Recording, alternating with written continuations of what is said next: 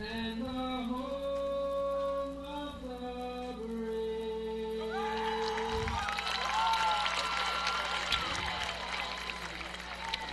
All right, friends, let's hear it for Staff Sergeant Corey Willis, the United States Army, Recruiting Station in Athens, Georgia. What a great job. Welcome to Clarke Central High School, home of the Gladiators.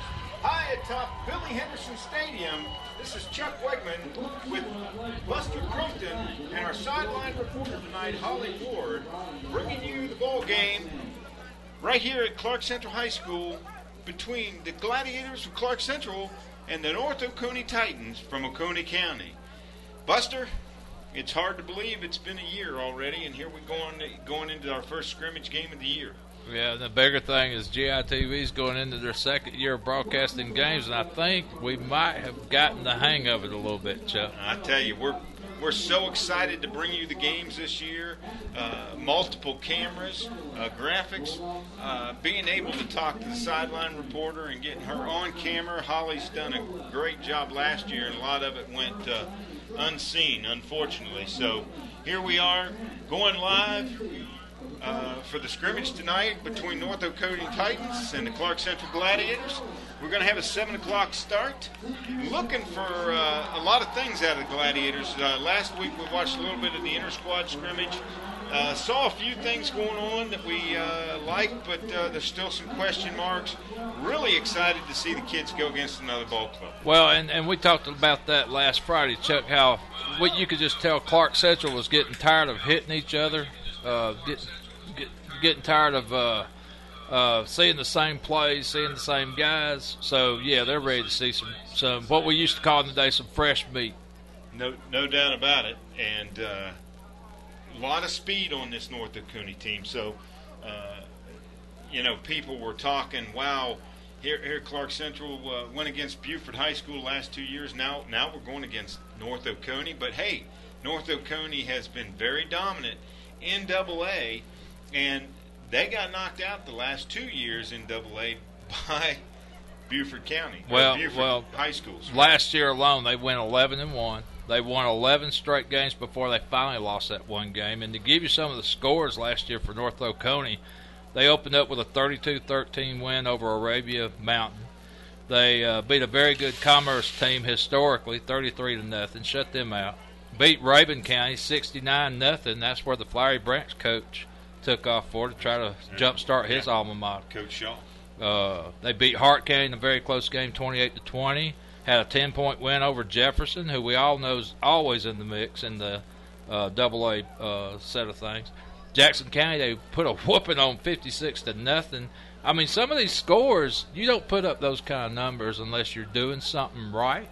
And I think Coach Tully's got this program going in the right direction in a very short time. No doubt about it. Coach Tully has done a wonderful job over there at North Oconee. And some kids to look for on the offensive side for North Oconee. Number one, K'Wan Bryant, sophomore. But he is being talked about by quite a few Division I schools. Yeah. Good-looking athlete. And, of course, their quarterback, Nick Colvin, who ran for unbelievable amount of yards last year and is the key to their offense. So, well, and you're going to enjoy watching number one run the ball tonight. He's the real deal. He's all over YouTube, and he's lived up to the hype so far. And I'm interested to see how Clarke Central's defense tries to contain him. Well, some things to look for. Of course, the Gladiators returning quarterback number 3 Cameron Johnson last week. In the inter-squad scrimmage, just looked very comfortable and kind of took off from where he left off last year. Cameron looked extra sharp. He's just got to find that go-to receiver this year. You know, he had number 8, Tory Gartrell last year, who was really his go-to guy, and now looking for a new set of hands this year. And then, of course, we got to fill in the big shoes left by number 24. Quinshawn Watson. No doubt about it. And hearing some great things out of Quinshawn. He broke, I think it was an 85-yarder up there at practice the other day. So he's catching some eyes up at UT.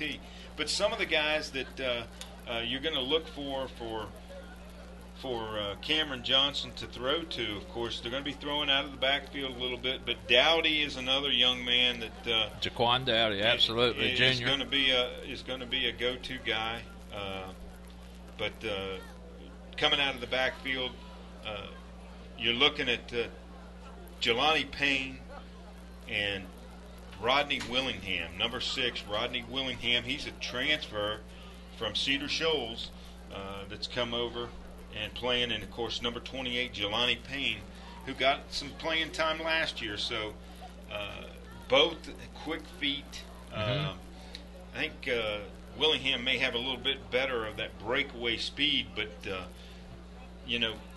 Yeah, at the scrimmage, it looked like Jelani was more of a north-south runner, more between the tackles, and Willingham looked like he was the guy that could turn it up outside. So it's good to have that 1-2 punch. And Jelani Payne can stick it up inside. He's a very tough kid. Right. So those are just a few things to look for. Of course, on defense, Drico Statham, Mr. Everything last year. So, Holly, what's going on down the sidelines? You got anything interesting down there? Captains actually coming out on the field for this evening, and they're preparing to do the towing costs. And looks like our captains this evening are Desmond Stovall, Tucker Crumpton, Cameron Johnson, and also number 17, Drico Statham. Well, Holly, we're loving this opportunity to be able to talk to you down there on the field where all the stuff's happening. Make sure you check that referee's hand and see if that coin's got a heads and a tails. We don't need no two-sided coins on this thing. We will make sure we check that.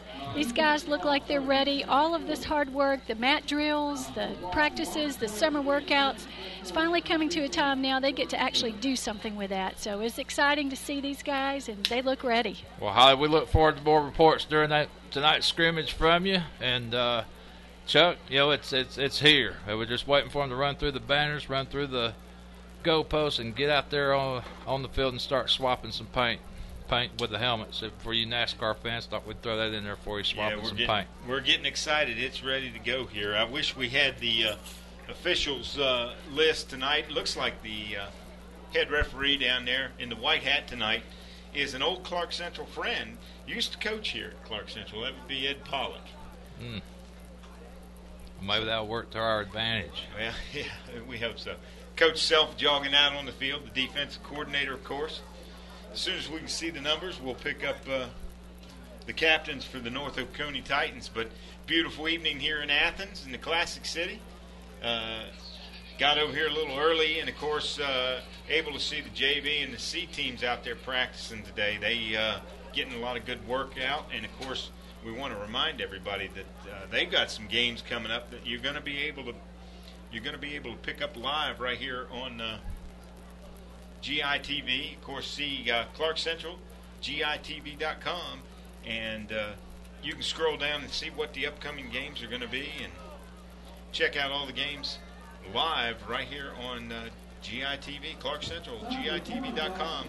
Click on that Watch Live button up in the right corner to pick up the games. And once again, Damon Stovall. Yeah, Damon Stovall, Tucker Crumpton, is that Drico Statham? And Cameron Johnson. There you go, your captains for tonight's game. And on the North Oconee side, Chuck, who you got? You got number 12, Nick Colvin. Number 2, Chandler Vismer. Number 77, I don't have his number on there, or is that 73, excuse me, William Carter. And it looks like number 28, Jordan Glover, for the North Oconee Titans. North Oconee Titans in red breeches, white tops, and they've got scarlet and blue trim and red numbers, and I think they've got a host of colors around those numbers, gold and blue. Clarke Central in the red Nike uniforms with the gold numbers trimmed in black, gold pants, and, of course, the famous gold lids with the red and white C that we've all come to love. Well, here we go now. We're gonna let Buster send it back down to Holly. We've got our online reporter right there on the field, so she's going to be right there in the coin toss. So, Holly, what you got? Buster, we've got the referees explaining what's going to happen this evening in the scrimmage, preparing to do the coin toss. See if we can. All right, North Oconee, you're the visiting team. It's a $50. That's Kennedy's head is heads. The bird on the back, the eagle is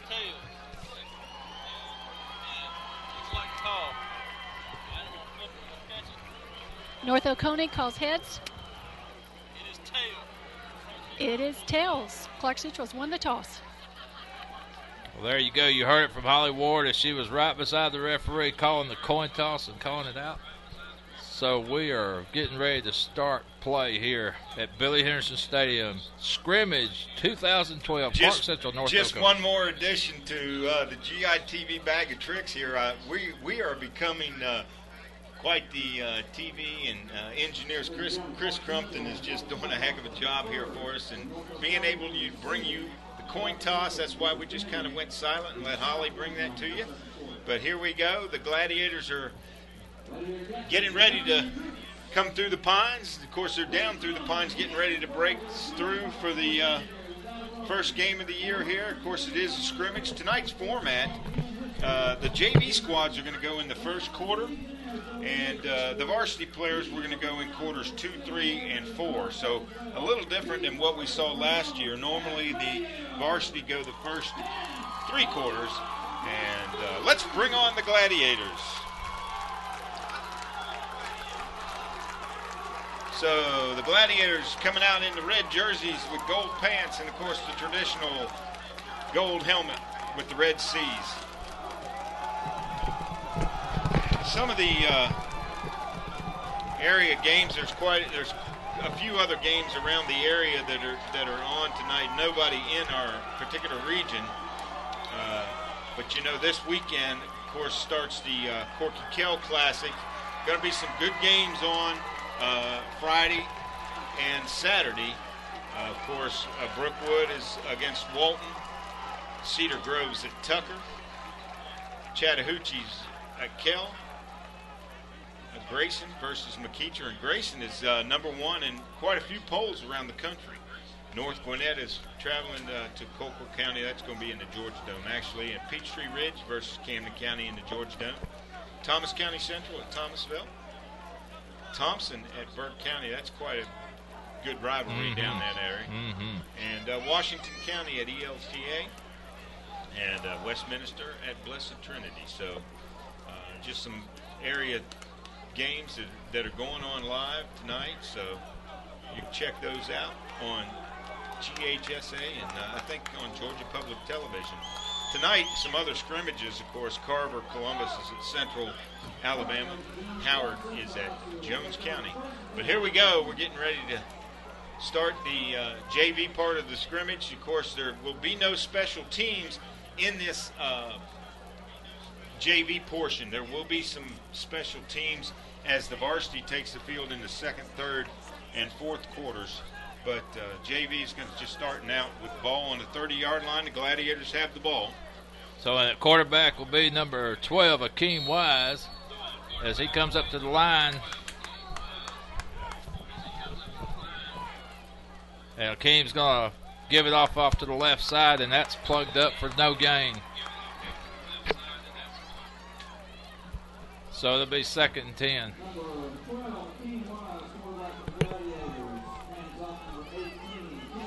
North Oconee looks pretty big on the defensive side of the ball, and Clarke's going to run in some subs. They've got number 10 in at the receiver now, Austin Johnson, who can also play a little bit of quarterback, and on the other wide out, number 26, Marcus Campbell, sophomore.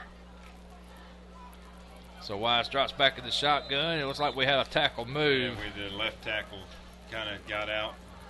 We were a little off-center there at that time. We just weren't set. Yeah, number 53, sophomore Raphael Bryan, got a little bit, tried to get a little bit of a head start, so they'll back him up 5. 2nd and 15, and Jamonte Smith runs in motion over to the left side. Well, he's just trying to get set and Wise. Looks like they're a little confused out there, but that's what you see in these scrimmages. People trying to get set right, execute right, and it just takes a little time to get started. Wise, shotgun.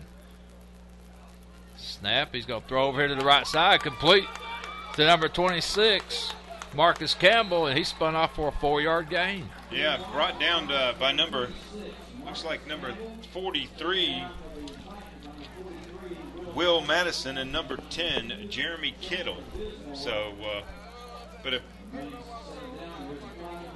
Well, we got another flag. Flag down. Looked like he picked up about 5 yards on the play. They're going to call procedure against the Gladiators. Probably about 2nd and 20 or maybe even more. No, it's going to be a second. Or no, I'd bring it 1st and 20. No, 2nd and 20. Excuse me. We did run the one play. So the second teamers, so to speak, not moving in the right direction here for the Gladiators. No, not at this time. Looking a little raggedy here. So Coach Riles is calling the plays. Keem Wise seems like he's taking an awful lot of time. Well, you know, it is a scrimmage, and Coach Riles went over to the referee trying to explain something to one of the kids, and he gave him a chance to do that. Gotcha. So. That's good. Shotgun, we give it off to the right side. Nice little headstrong run up the middle, and I'm trying to get a number on the ball carrier. Kind of hard to see who was on the run there. Number 40 on the tackle, Noah Myers. Of course, number 81 going off the field for the Titans, Alex Wall, a little gimpy.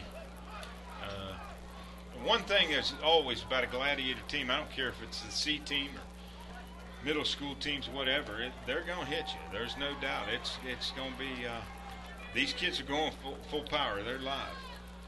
3rd, and we'll call it 14 from the 25-yard line. We give off right tackle, and there's a little bit of room, but a nice play by the North Oconee safety man. And we got another flag on the play. Tackle, of course, by number 10, Jeremy Kittle. But a flag on the play. So, Chuck, it looks like, is that number 16 in the backfield?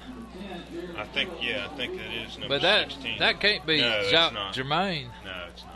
So I wonder if that's an extra jersey number. That 16. might be Keenan Morrison. No, he's listed as a defensive back, though. I thought maybe that was 18. Maybe when he gets the sidelines here and we get him turned around. It does look like 18. 18. Yeah. Kenan Morrison. Yeah. Okay. So sophomore defensive back gets some carries in the backfield for Clarke Central in the early going, and now they're going to flip the field. So normally you'd see a punt here, but no punt. So North Oconee's going to take over where they stopped us. And now we'll get to see the defensive unit for the Glads as North Oconee will line it up for the first time tonight on the offensive side of the ball. By the way, the field just looks beautiful, Chuck. Looks like they've done a real good job getting that grass to grow in over the summer. It does look very good. Of course, the middle of the field takes so much abuse. Of course, the Clarke Central C is looking awful great out there. Man, I'll tell you what, it makes you proud. There's a pitch to the right side to number 4, Kevin Hudson, but the Gladiators stop him in his tracks for about a 5-yard loss. He was met in the backfield on the backside by number 42 for the Gladiators, Austin Johnson. And that was from the backside. So there you see the Gladiator speed coming to play right there. Right. I don't know if anybody in the region, let alone the state, moves quicker from sideline to sideline than Clarke Central's defense. And that's one thing we talked about last week. The speed of the defense is just unreal. 2nd and 14. North Oconee's going to try a trap draw, but no go. And again, the Gladiators 5, 6, 7, 8 red jerseys for another 4 5-yard loss. 42 Johnson again in there, and of course number 45. You're going to be seeing a lot of Quan Russell, a sophomore, on the varsity side on the defensive ends position. He's going to be filling in and playing a lot of plays on the varsity level. Just a sophomore, good-looking young man, Quan Russell. Well, it's safe to say the defenses, both sides of the ball, have the upper hands in this first quarter. Both offenses going backwards. And there's a little shotgun formation. They had a receiver open, but he dropped the pass around the 32-yard line. Great coverage there by number 15. Marquavius Ford on the coverage. So good job by the Clarke Central D. Yeah, it looked like the pass was intended for number 16, Tate Adcock. And good, the Gladiator fans give a big hand for the defense. Yeah, look good. And maybe that'll jumpstart our offense. Great crowd for this scrimmage. North Oconee got the stands filled up pretty Yeah. nicely on the visitor side, and so does the Clarke Central home side. Just a great night for football. There's no doubt. I mean, you look across first scrimmage game, and this game was originally scheduled to be at North Oconee and had to be moved here because of some vandalism out there at North Oconee. Tore up the field. They didn't feel like they would be able to have it ready for tonight. So North Oconee, unbeknownst to them, had to come to Clarke Central. So very happy with the crowd. Wow. Here we go back on And offense. another great turnout being on a Thursday night. No doubt, no Yes. doubt. So Akeem Wise still at quarterback. We've got 2 running backs now, and we got more movement. Number We're jumping. 53, Yeah, jumping again. I believe that's Raphael Bryan again, same guy. And that'll get you some extra running time at practice. Yeah, Coach Paulson and Coach Wegman, those offensive line coaches, be all over those young men. So we start off again 1st and 15. Wise gives to the fullback, and he's going to drag 2 or 3 North Oconee tacklers about 5 Well, yards. he just did, didn't he? I tell you what, I could name about 10 guys in there that brought him down from North Oconee. He didn't go down easy. He got the big legs running, and I tell you, he's wearing number 27. He looked a lot like Marquez Williams on that play who used to wear number 27. He sure did. We do not have his number on the program. Nope, sure don't. So it's going to be 2nd and 9.5. We're just outside the 40-yard line. And Wise is going to get to the he's got some tailback, and time. he's got some room, but he good. couldn't quite get the stiff arm down.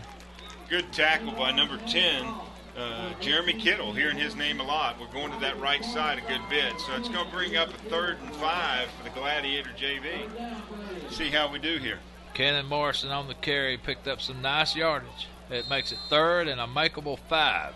We're on the 45. Clarke Central trying to get their first down of the evening. Wise under center. He's looking to throw. Throws to his right, and it's tipped by number 43 for North Oconee, and that's Will Madison. Yeah, linebacker Will Madison. Good play there to knock that down. So it looks like Clark's going to have to turn the ball back over. They're not going to go for it on 4th and 5. And we'll start it back over on the 30, I guess, for North Oconee. Yeah, let's see if the Gladiator defense can be as dominant as they were the last time we were up. So we're going to go down to the sidelines. Holly, what you got? We're right here with Coach Waller, and Coach Waller's got the kickers ready. I'm not sure, Coach Waller, what's the plan tonight on the kicking game? Will they get an opportunity to kick? Right now we PAT field goals in this first quarter. Okay. After that, I understand they'll blow the whistle dead after they call kickoff. Perfect. So that gives us a little bit of info on how they're going to run the kicking game this evening.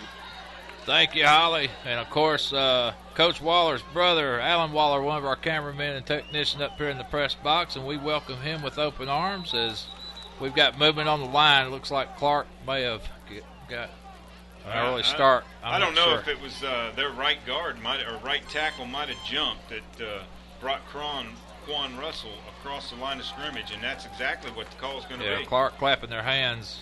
So, and you don't see it much anymore. Big number 90 for the Gladiators, Markel Kraft. He went ahead and laid a blow against that guy coming across the line of scrimmage. Usually you don't see that anymore. you know what's impressive about number 90 there, Chuck? Yeah, He's just a sophomore. that's it. Well, that whole line right there, sophomores. Big So, guys. Yeah. North Oconee, they're going to try to step back, and I'm telling you what, we are all over their quarterback. He can barely get started without 2 red shirts grabbing him. That was big Quan Russell, number 45. You've been hearing us talk about him all night. Number 90,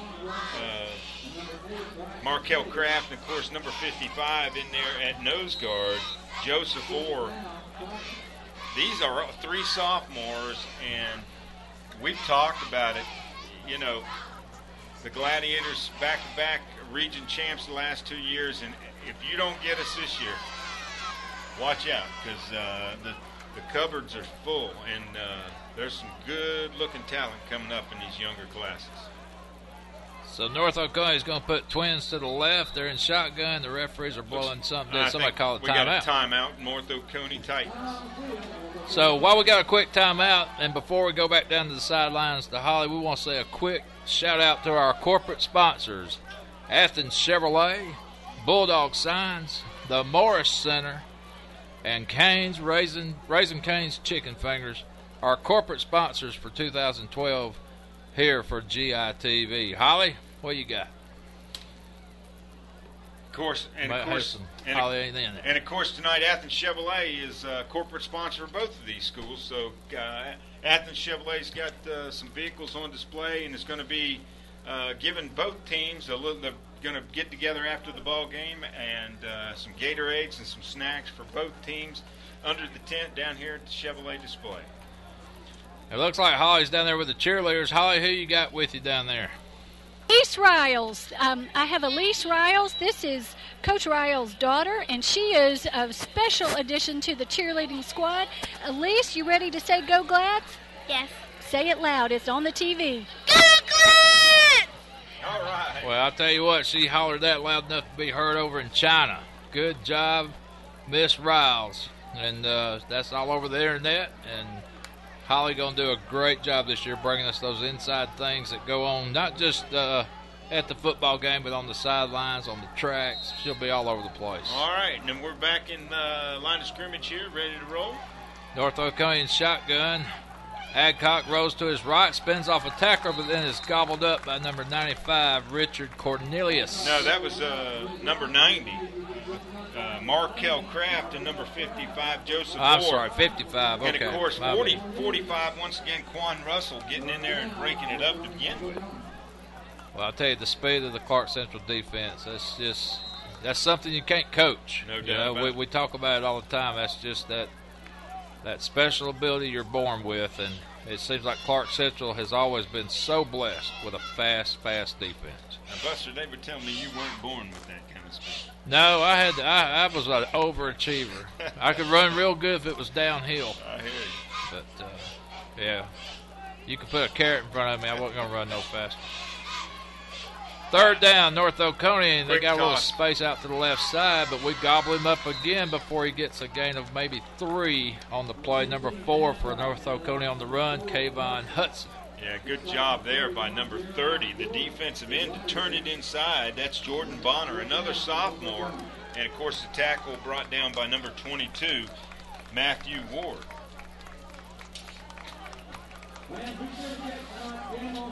So the Gladiator defense holds again. Let's see if we can get this offense to generate a little bit of something here. Some of the things that we need to speak about, of course, coming up next week, right here, August 31st, we're going to be home taking on the Marist War Eagles. Yeah, man, that's a monster mashup, Chuck. A Quad A powerhouse in the state of Georgia. Of course, they're preseason ranked, I think, 5th or 6th, coming in next week. They're tied for 5th coming in next week. And you know, the 4A cupboard, even though we moved up, and Northside, Warner Robins, all these other teams have moved up to 5A, but you look at that top 10 in 4A, wow. Sandy Creek, Burke County defending state champs in AAA, Caro, the old cert makers, Carrollton, always a good ball club, and then tied for 5th, that was 1 through 4, and then you have 5th tied, Baldwin, Marist, and Statesboro, just some beasts. Those are household names in high school football. Then, every one of them that you just mentioned. And then you got 8, you got Griffin, 9, Stockbridge, and then tied for 10th, Westside Macon, Stevens County, and Perry, Georgia. So 4A, Marist is coming in 5th, take on the Gladiators next Friday night, August 31st, right here at Billy Henderson Stadium, Clarke Central High School at 7:30 start time. Akeem Wise drops back. He's got a man going down the middle, but he got held up by the North Oconee defender. Great coverage. And a smart play by the quarterback. He really got hit downfield. That could have been called as a penalty because he slowed him up, but he didn't get called. Got away with it. No doubt about it. But number 19, Taylor Vogel, on the coverage for North Oconee, did a great job of keeping the Clarke Central receiver from catching his stride. And a smart play by Wise to just throw it downfield where nobody can get to it. Don't do anything stupid. 2nd and 10, Gladiators on about the 47-yard line. Wise has 2 wideouts, 1 setback. We're going to give it off up the middle. They jumbled the ball. Yeah, 42 in there on the tackle for North Oconee, that's Sajan Patel. And, of course, 71 also getting him in the ankles. That's Douglas Brown. They give him a gain of a yard on the play, so it's going to be 3rd and a long 9. But the Gladiators were fortunate right there. He did not get a good handoff. He was bobbling that ball even when he got hit. So yeah. lucky to hold on to that one. Looked like a hot potato. Yeah. Twins to the left, twins to the right. Akeem in shotgun. 3rd and 9. Wise rolls right. He's looking. Now he dumps it off to his safety receiver there out of the Pass backfield. Is complete, but we're going to have a holding call on the play. That was number 89, Marshawn Lattimore on the reception, but like Chuck said, we got a penalty. Ed Pollock dropped a flag there, back in the backfield. So looks like the. Well, Clarke had the first down, or was very close to it. It's a shame that one got called back. Yeah, it looked like he lost containment inside and just tried to stay with the guy. And I think that was the center, number 52. Well, they must have. Wow, that's a big penalty. It was 3rd and 9, but that's going to put the ball. Yeah, it's a 10-yard penalty. Okay. 3rd and 19. Yeah.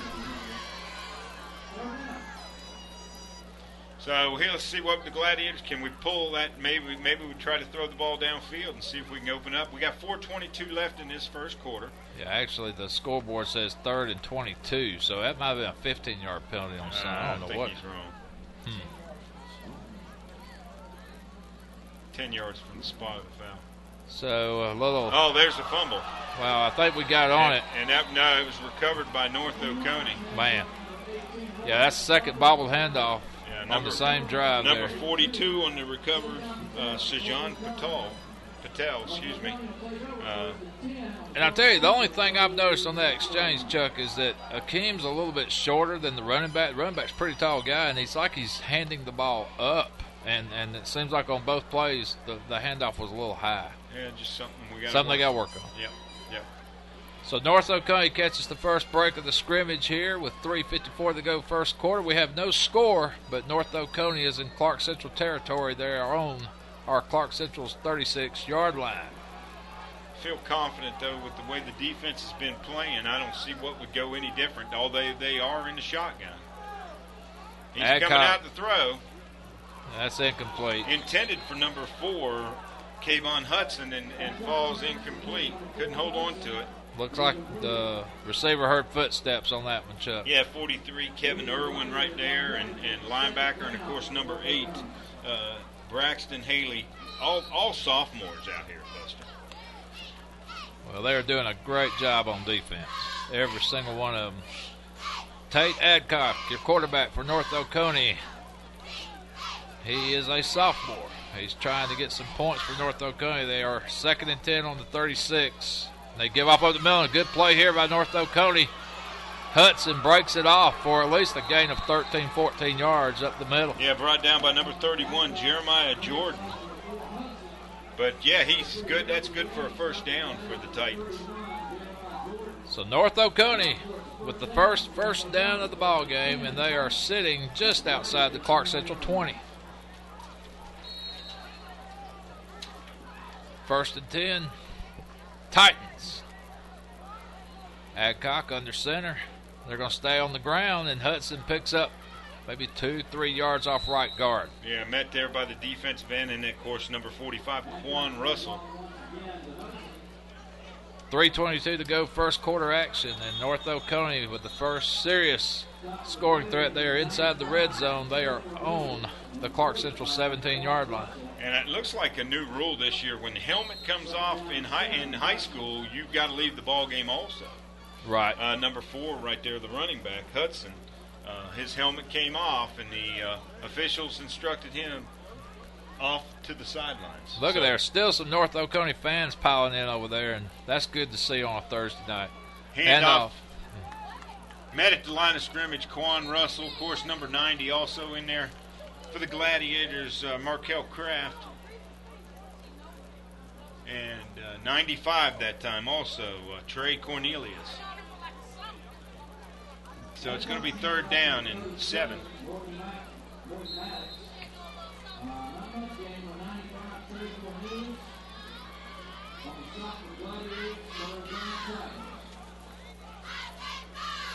Adcock brings them up to the line. It's 3rd and 7. Titans trying to score for the first time tonight. Really getting excited for this varsity matchup.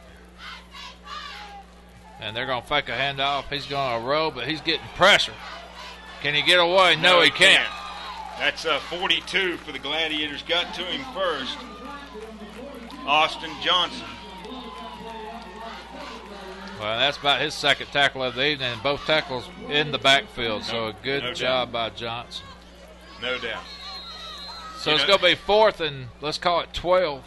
And we're struggling still up here. I mean, we've got so much now. We've got the replay in front of us, but we're struggling to pick up those numbers off the sidelines and read them. So bear with us here a little bit as we get used to all this new technology we've got. North Oconee going for it. 4th and 12. Adcock takes 3 steps back, throws to a receiver, and we bat it away. Broken up there by Bonner, number 30. Jordan Great Bonner. job on the coverage there.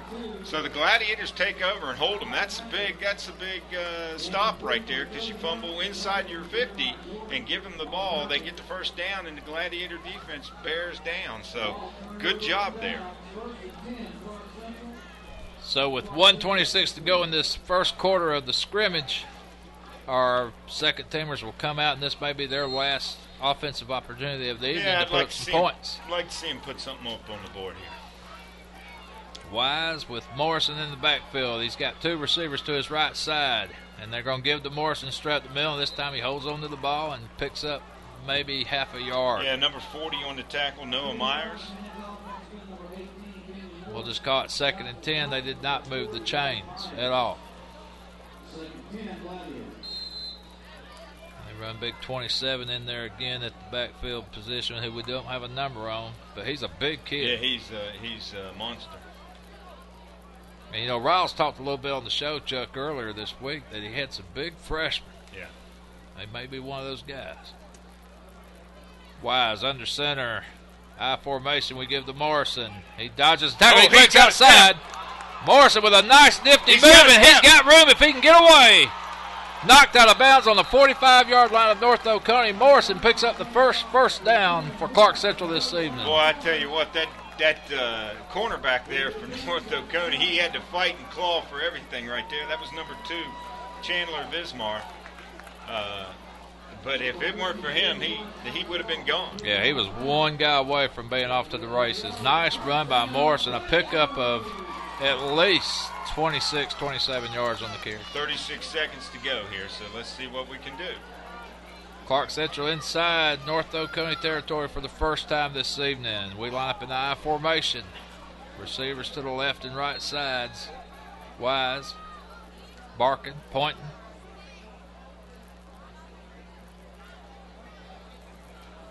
And we're going to fake a handoff over the middle. Wise wants to go downfield. He's got a receiver complete and knocked out of bounds around the 36-yard line. Complete to number 88, Anthony Smith, and, of course, knocked out of bounds there by number 4 for the Titans. That's Kayvon Hudson. He does a lot for them, plays both ways. If you remember right, Anthony Smith had a monster spring game on the JV squad. Gained over 100 yards in that scrimmage. 9th grader. Freshman. 6'1", 210. That's right. So 28 seconds to go. First quarter winding down. Wise again wants to go deep. He's looking. He's got a man. Complete. But the receiver tried to make a move, and he kind of ran backwards after the reception. Yeah, once again, Smith, and there's a youngster that should have turned the other way. Right. Got as many yards as he could, stepped out of bounds.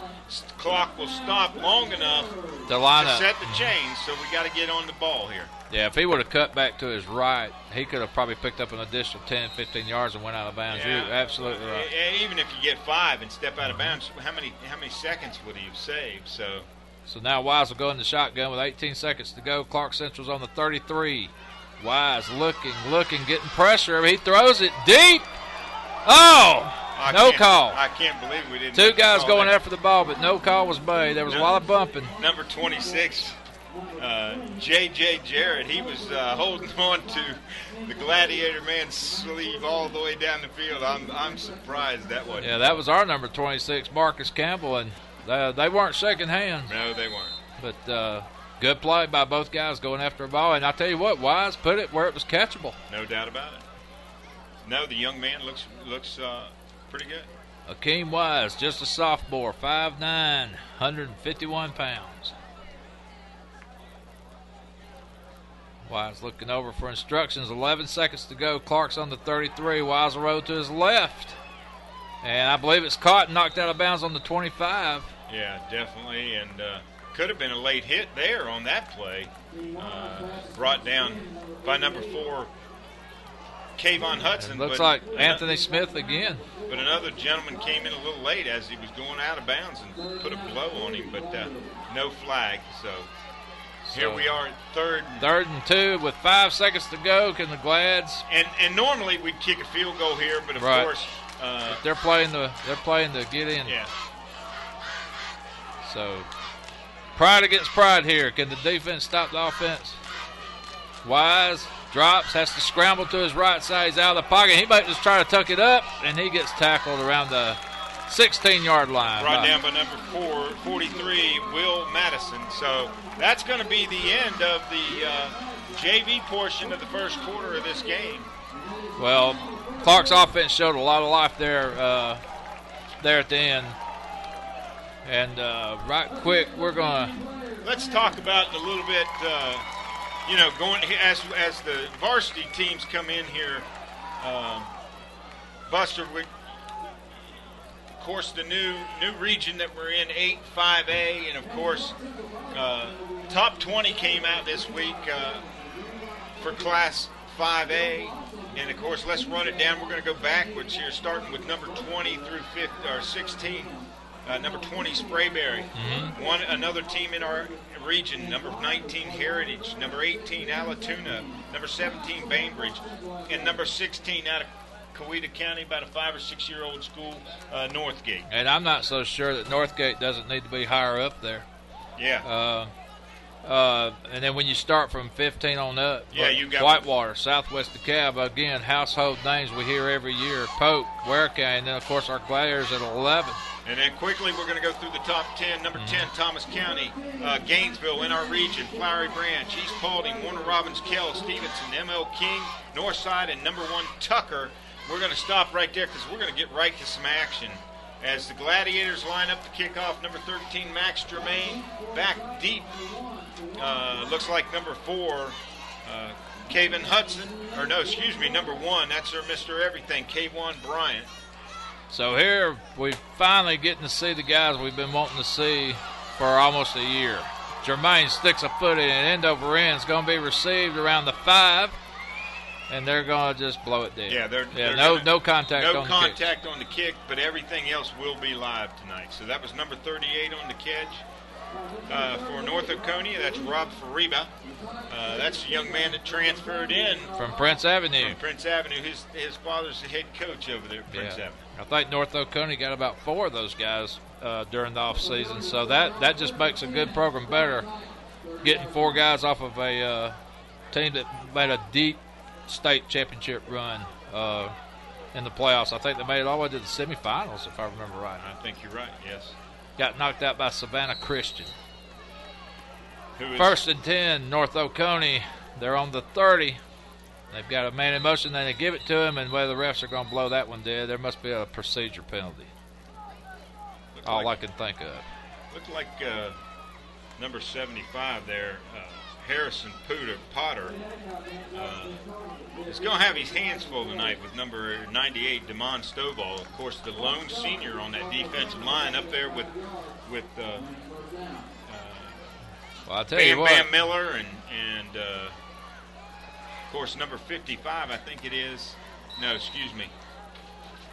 Well, the one thing I've noticed is number 73 on that offensive line for North Oconee, and that's William Carter, 6'2", 290. He's taking up some space out there. And the quarterback for North Oconee is going to tuck it and run, and spin out of a tackle. Brought down, of course, by number 7 for the Gladiators, Drico Browner, and we got a flag on the play. But there, Nick Colvin showed you some of his elusiveness, some of his escapability. Holding against North Oconee is going to be the call. you know, that defensive line, you got a sophomore, a junior, and a senior. Number 98, Damon Stovall. Number 51, a sophomore, T.J. Ellison, a young man who is deaf that has just really come on for the Gladiators. And, of course, the junior, number 97, Allen, Bam Bam Miller. And very proud of what this Ellison young man, Coach Riles really high on what he has done and what he has shown. And here he is getting the start tonight. Colvin's going to line up in the shotgun. Oh, and they tried a little wildcat thing, and the ball's on the ground. We almost got it on the 5. That was Kawan Bryant that couldn't get the handle on it. And, of course, Bam Bam Miller right in there, and number 51, T.J. Ellison. As we talked about, he's right there on the ball. Well, I tell you what, Bryant, the one thing he did wrong, he started looking downfield before he had the ball. He just totally dropped that pitch, and it looked like they had some kind of wildcat formation thing going there with Bryant. But North Oconee in a deep hole now. It's 2nd and a mile. Yeah, no doubt about it. They're I on think the it's 2nd 6. and 34 is what the scoreboard's got. Wow. So North Oconee, 2 setbacks. Colvin, shotgun. And he's going to fake a handoff and roll right. He's got a receiver on the sideline diving, but incomplete on the 6. Number 5, Jamel Israel on the coverage. So it's going to be 3rd down and 34. They're going to struggle with that defensive line. Yeah, it's just too quick. And too big. And, you know, and you gave the varying degrees of age there on the line, but, you know, they're very seasoned. All these guys have played.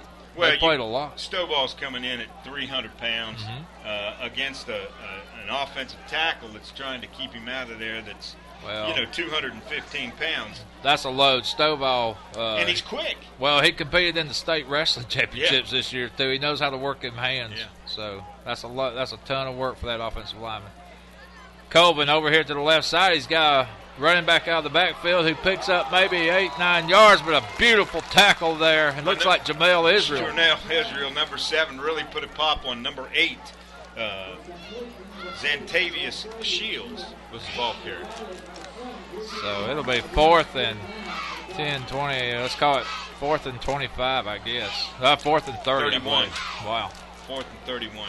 So they'll punt here. I'm not sure if we'll run it back. Probably just fair catch it or. No, I think this is. It's live. I don't know if this is live. Well, let's wait and see. I'm not sure. I think Coach Riles was telling me some of the special teams were going to be live. So.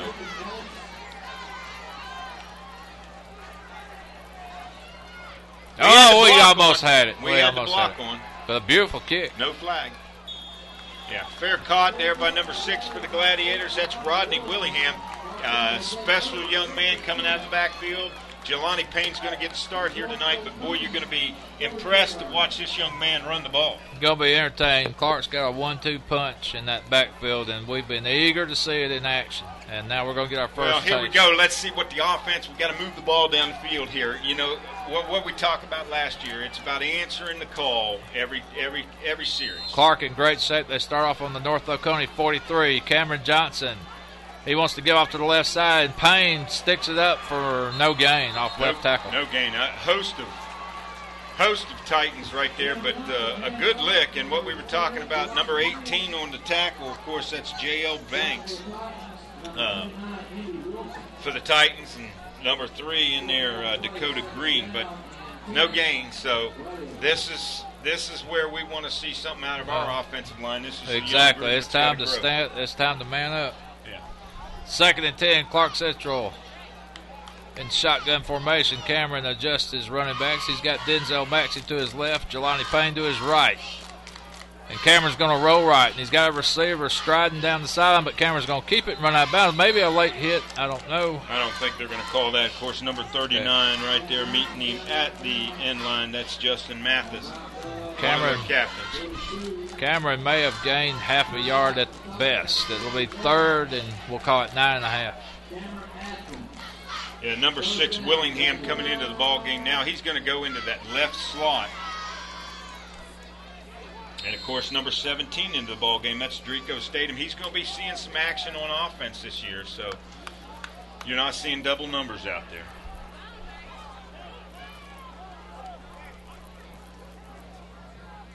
So Johnson getting instructions from Riles.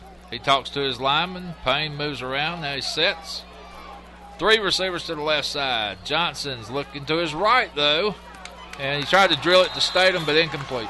And Statham would have had the first down, but he had good coverage there by number 38. That's Rob Fariba. So a very quick 3 and out, and is Clarke, they're going to go for it here? I think Coach Riles is going to go for it, yeah. 4th and 9.5. Have not moved the ball at all. Cameron under center. Now he'll drop back in shotgun. Well, this is what Coach Riles thinks about his defense. He's willing to go for it here on 4th and at midfield. So. And they're going to say North Oconee offsides. Was offsides. And Chuck, that makes it explain that to us once again about the offsides on defense in high school football. Of course, the line of scrimmage, the ball is what they call a plane, and you cannot break that plane or cross that line of scrimmage. If you do, you line up in that neutral zone. It is a penalty. So there you go. There ain't no chance to jump back once you cross your offsides. So 4th and maybe a makeable 5 yards here. Cameron. He's got a long setback in Jelani. He puts Maxey in motion. And he's going to give to Payne, and Payne's going to get stuck. Oh, he's met at the line of scrimmage by number 3. That's Dakota Green. Wow, I tell you what, North Oconee's defense, they're quick too. There's no doubt about it. So 8:55 to go here in the second quarter, and neither offense can move the ball, but North Oconee will get a second try here. Well, you definitely hope that your defense is further along at this point in time than your offense. Offense always takes a while to get going. That is true. But I tell you, our line, that was not much blocking on that drive. Seemed like North Oconee was in our backfield pretty good. Yeah, we've got to get that offensive line to gel, and of course they're going to notice. We jump. Going to notice it next week against Marist, and of course. Looked like Cedric Armstrong went across the line. Number 33, junior. So North Oconee will get a free 5. Yep, that's the call. So North Oconee sitting on their 47-yard line. Coben gives instructions to his backfield as he approaches the line. I formation. And they give it off left tackle. And is that Bryant? Yes. Yeah, Bryant on the carry, and Statham in there, 97, Bam Bam Miller, and number 49 also coming up to help out. That's Javion Hemphill. So it'll be 2nd and a short 3. Kevon Bryant gets about 3 yards on the carry. So first down penalty, made it 1st and 5. They pick up 2 yards on the play. It's 2nd and 3. North Oconee moving the ball, trying to get across the 50. Coben with an eye, he breaks it up now. Throws out 2 receivers to the right. He's going to look to the right and zip one, and it's complete. Nice catch. And North Oconee ran that play to precision. Yeah, he was brought down from behind. He played off a little bit. Of course, number 21 on the tackle for the Gladiators, that's Waikiki Watson. Yeah, the reception made by John J.J. Gerard for North Oconee. Big play right there. Of course, they had twins to the right, kind of set that up. Did not get the rush that we've been getting all night. Oh, yeah, that was a total timing pattern. That was like a 2-step drop and throw. Yeah. And it was ran to precision. So North Oconee knocking on the door. They're on the 30. Coben wants to move his running back behind him now. Now he wants to move him to the left side. Well, we almost jumped, and we did. Same gentleman, number Cedric 33. Armstrong. And, that just sets a bad tone. I mean, there you go. There's 2 plays that we've jumped offside, and we've given up a first down. Well, they've gotten 10 yards off not even having to snap the ball. Yeah. So, yeah, penalties will kill you. It's like baseball. They say walks will kill you. Well, in football, it's the penalties. And anytime you look at that statistic at the end of the game, 9 times out of 10, the team with the most penalties lost. Very hard. You got to be disciplined. Looking around the crowd here tonight, Coach Goff is here in attendance tonight. His daughter just got married to one of our coaches, Aaron Cabin. So North Oconee on that play, not much going. It'll be second and maybe, well, they gave him a yard and a half. So second, we'll call it 3.5. Ball sitting just inside the 24-yard line. And once again, Chuck, I can't quit looking at North Oconee's line. They passed the eyeball test. They are big guys. That's some big hog mollies. Yeah, they've got some good size for high school. Oh, no doubt. Oh, he's met right in the line of scrimmage Nice there tackle. by That's Stovall. Stovall, number 98. Boy, good wrap up too. And Our athletic director, John Ward, calls guys like Stovall's big space eaters, and that's what he did there. He ate up the whole middle of the line. There was no gain on the play. So third down, North Oconee. They converted last time. Let's see what happens here. 3rd and 3. still got some people filing in too. Here. Oh, this is a great turnout for a Thursday night, no doubt. Yeah. Everybody's ready for football. Colvin, we had an arm on him in the backfield, but Bryant shakes loose. He's going to pick up the first down and maybe a couple of more before he's driven out of bounds by Jamel Israel. Boy, Stovall had him in the backfield, just couldn't hold on, but very fortunate to get that play off. Wasn't a big loss right there. Yeah, just that tackle in the backfield would have been huge. It could have stopped the drive, but North Oconee in business now. They're inside the red zone. They're on the 17.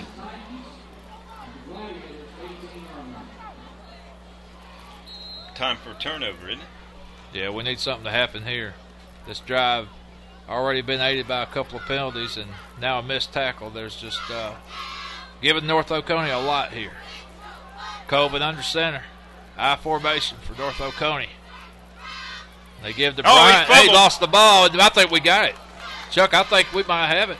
That ball was bouncing around, and Bryant was trying to get to it. Of course, our defensive player was grinding on a block. It's like Bryant tried to dive, but he couldn't move forward. But they're still wrestling. Gladiators coming up awful proud, though.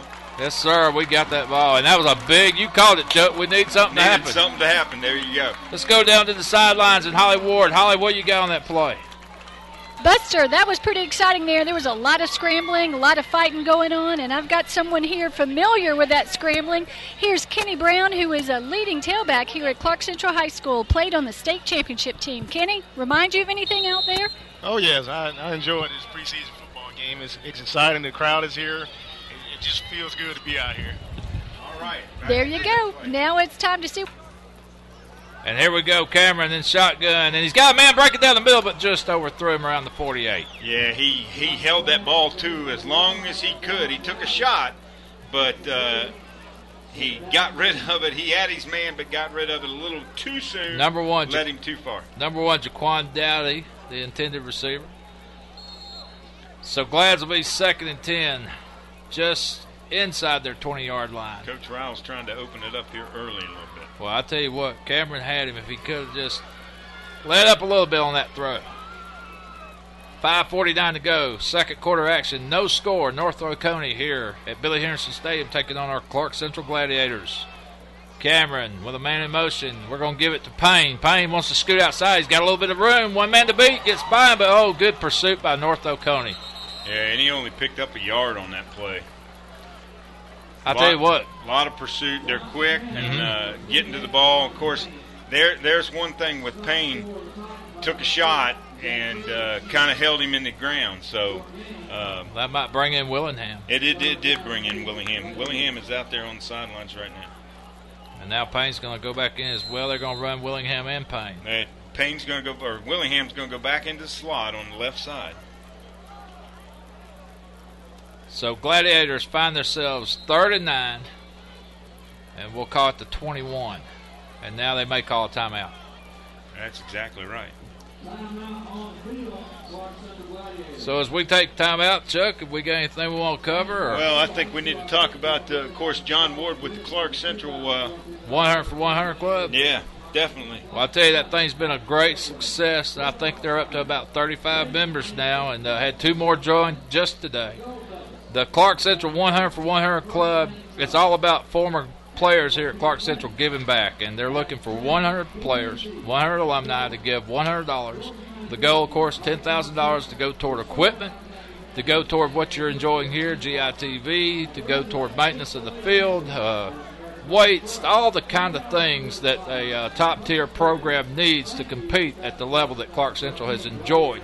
And if you can tell by the graphic, there's been a lot of good athletes come out here. There's Chuck Smith, who's an Atlanta Falcon, Derek Dooley, who's coaching at Tennessee, Dante Robinson, who's a Falcon now. John Casey, New Orleans Saints. Yes, sir. Quinshawn Watson, who's breaking it up at Tennessee as we speak. So Horace King. If you're looking, give a shout to John Ward. Join the 100 for 100 club. There he goes, Willingham. He got stuck hard on the 25. I tell you, North Oconee. But he did pick up 5 yards on that play. Of course, brought down. I didn't get the number. Might have been number 21. But. Well, I'm very impressed with North Oconee's speed on defense. They're very quick. Is this Jermaine in for the punt? Looks like Jermaine. Let's see, is that 13? That would be Max Jermaine. I know his brother kicks too. That's why I wanted to make sure on the number. His brother Jacques, number 16, who they call Jack. We got to get the offense going here. A little sluggish to start with, of course. Saw bigger plays last week against our own defense, so we know it's there. Nerves, whatever you want to call it. You got some youngsters out there playing some positions that did not play last year. Anxious to see. Nice beautiful punt. We're going to drive North Oconee receiver back to the 29-yard line. I think you're going to spot it at the 30. So there you go. Good punt by Jermaine. That flips the field, and that's what you look for. Holly, what you got? Down here on the sidelines, I've got one of our ball boys. This is Isaac Ward. He's going to take over doing some ball boy work this season. And so, Isaac, you're going to have to make sure the ball gets out there quickly, aren't you? I guess so. All right. The ball boys are taken care of by now Lindsey Cavan, who was former Lindsey Goff. Well, Holly, we all know Isaac for his baseball abilities, and that's going to be a future Gladiator star on the diamond for sure. It's good to see Isaac out there running. Thanks a lot. We got the whole Ward family down here working. Well represented. Colvin under center. He's going to pitch out to Bryant to the left side, and they're going to – I'm hearing whistles or something here. Yes. Holly. I'm hearing whistles, okay. But I didn't. I think it was feedback. Okay. That was feedback. Okay. We're still experimenting here at GITV, and that was a little feedback. We're sorry that you heard that stuff on line, but we'll get it under control. They're going to measure, calling the official timeout for the measure.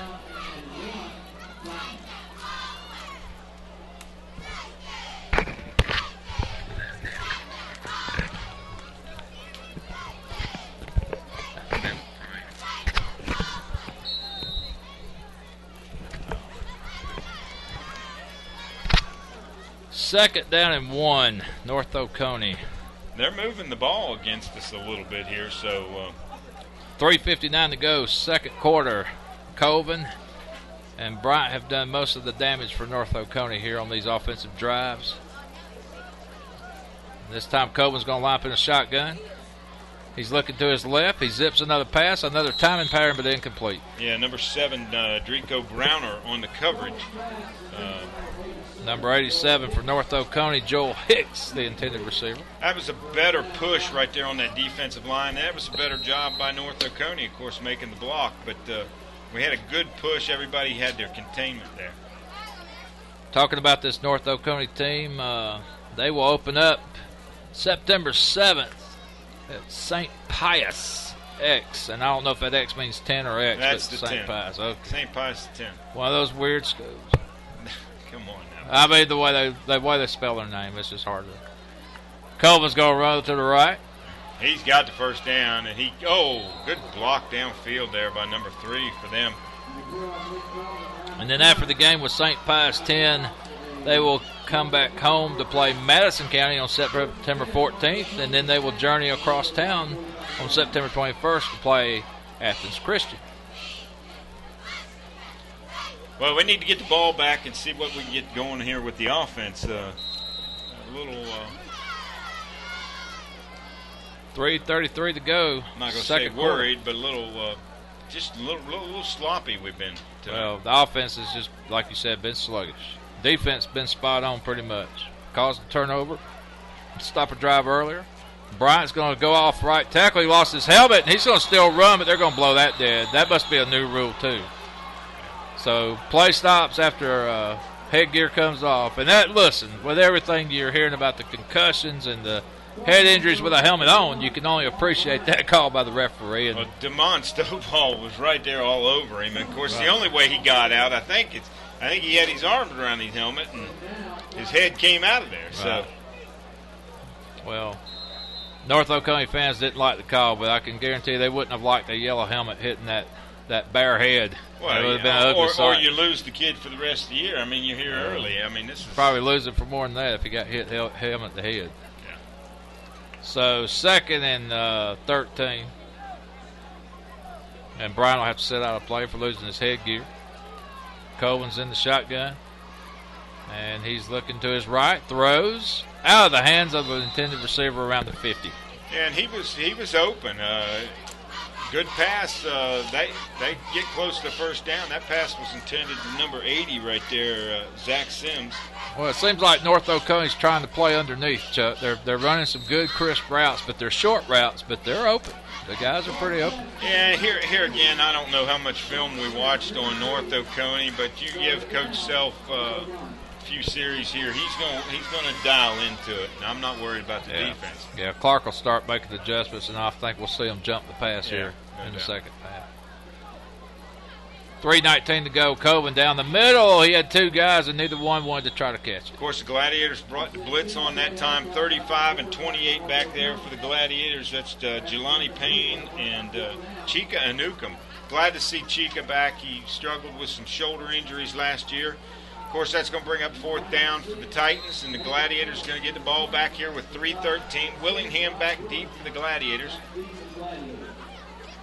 So Clarke with a chance to score right before half here. No score. North Oconee here at Clarke Central. Been a battle of the defenses so far, and both defenses have looked extra fast. We got a good rush that last time on the punt. Let's see what happens here. We're going for it. We got it. Draco Statham. He stuck all of his 6-foot frame out to get that ball, and nice play by Draco. And Jaquan Dowdy with the recovery, number 1. Okay, let's see. That's the break we've kind of been looking for. Let's see if we can get into the end zone right Second one of the night. We had a fumble earlier, so our defense comes up big. It's time for the offense to step up. Time for that big O-line to start making some blocks here. Yeah, we got to get that O-line to gel a little bit. There are a lot of guys that are playing different positions this year, and, of course. So Clarke Central sitting just outside the 25. Best field position of the night. Cameron, he looks to his right. Oh, and dropped by Maxey. Denzel Maxey had his hands on it, couldn't pull it in. We just got to get something going on first down. We're struggling here on first down. 28 on the coverage for the Titans. Well, and you're right, Chuck. Well, it seems like every series we've been 2nd and 10, 2nd and 12, 2nd and 15. So you're right. First down's not been the down tonight for the Gladiators. 3:01 to go. Second quarter action. Clarke Central on the 25. We're in I formation. Johnson. Hand off to Willingham. And Willingham dances, and that might be one of the better runs up the middle of the night. Willingham, nice job, a 5-yard pickup. I like watching him run. I think, I think the only 2 or 3 plays we've been more successful, it seems like, with him in there at tailback. Well, Willingham, it seems like he doesn't lose any speed when he changes directions. That's what's impressive with him. So it's going to be third. We'll call it 6. Big third down here. We're on the 21-yard line. Cameron drops back 3 steps, throws to the right, complete to Dowdy. And Dowdy gets to the 15, maybe a first down. That's good for a first down. That sure is. That's our first down of the night, Buster. Well, it was a good passing play. Cameron knew exactly where he was going. He took 3 steps and zipped it. Kind of what North Oconee's been doing to us tonight, the underneath stuff, and it's a first down for Clarke Central. And if you saw Dowdy on that play when you watch it, I mean, he got his hands out there, caught the ball with his hands, brought it into the body, and got upfield, got that first down. That's what we need. Well, it's like he knew where he had to go. He reached for the 15. So Gladiators 1st and 10 on the 15, 1:59 to go in the second quarter. Here we go to Willingham. And Willingham he's slipped. Tripped up by Cameron there, coming out of the backfield. Trying to get to the outside, and again. What do you do in that situation? I mean, you're tripped up by your quarterback. That's just a little timing issue. Well, again, it happened on first down, so Clarke may elect just to go ahead and move it to second down next time. Just let's start at second down. There you go. I want to say thanks to Alan Waller and Charlie Harris, our cameramen tonight, our engineer Chris Crumpton, bringing you all this nice action via the internet. The magic team. The Magic team. Johnson, shotgun, and we have delayed handoff to Payne. Can he get ahead of steam going? He's got some room. He's down to the 5, the 4, the 3, knocked out of bounds. And there's the difference, the toughness of Jelani Payne on that time. That time he took the hit and he kept on chugging his feet. Well, and we've talked about it. You've got two different runners here with Willingham and Payne. Payne, he wants to run over. Yeah. Payne wants to bow you over. He wants to get ahead of steam and get going. And then Willingham wants to dance and make you miss. And it's a good combination to have. It's a good mix-up. Now you've got Willingham in the backfield. And now Baylor Ward in at fullback. Here we go. Watch for something up middle. Now they're going to go outside with Willingham. He's got the room. If he just beats one man, he's in. He's got the corner. Touchdown, Clarke Central. Touchdown, Gladiators. Rodney Willingham. Well, there's what we were talking about last year. When the opportunity arises and you're given that gift, you got to take advantage of it. We got the turnover and the blocked punt. We were able to get it downfield. That's the little bit of confidence that this offense was needing to get going. Well, and give credit to the offensive line. That time they pushed them back, and that's what we've been looking for all evening. And Clarke Central's enjoying a 6-0 lead here with 48 seconds to go. Let's go down to the sidelines with Holly Ward. What have you got, Holly?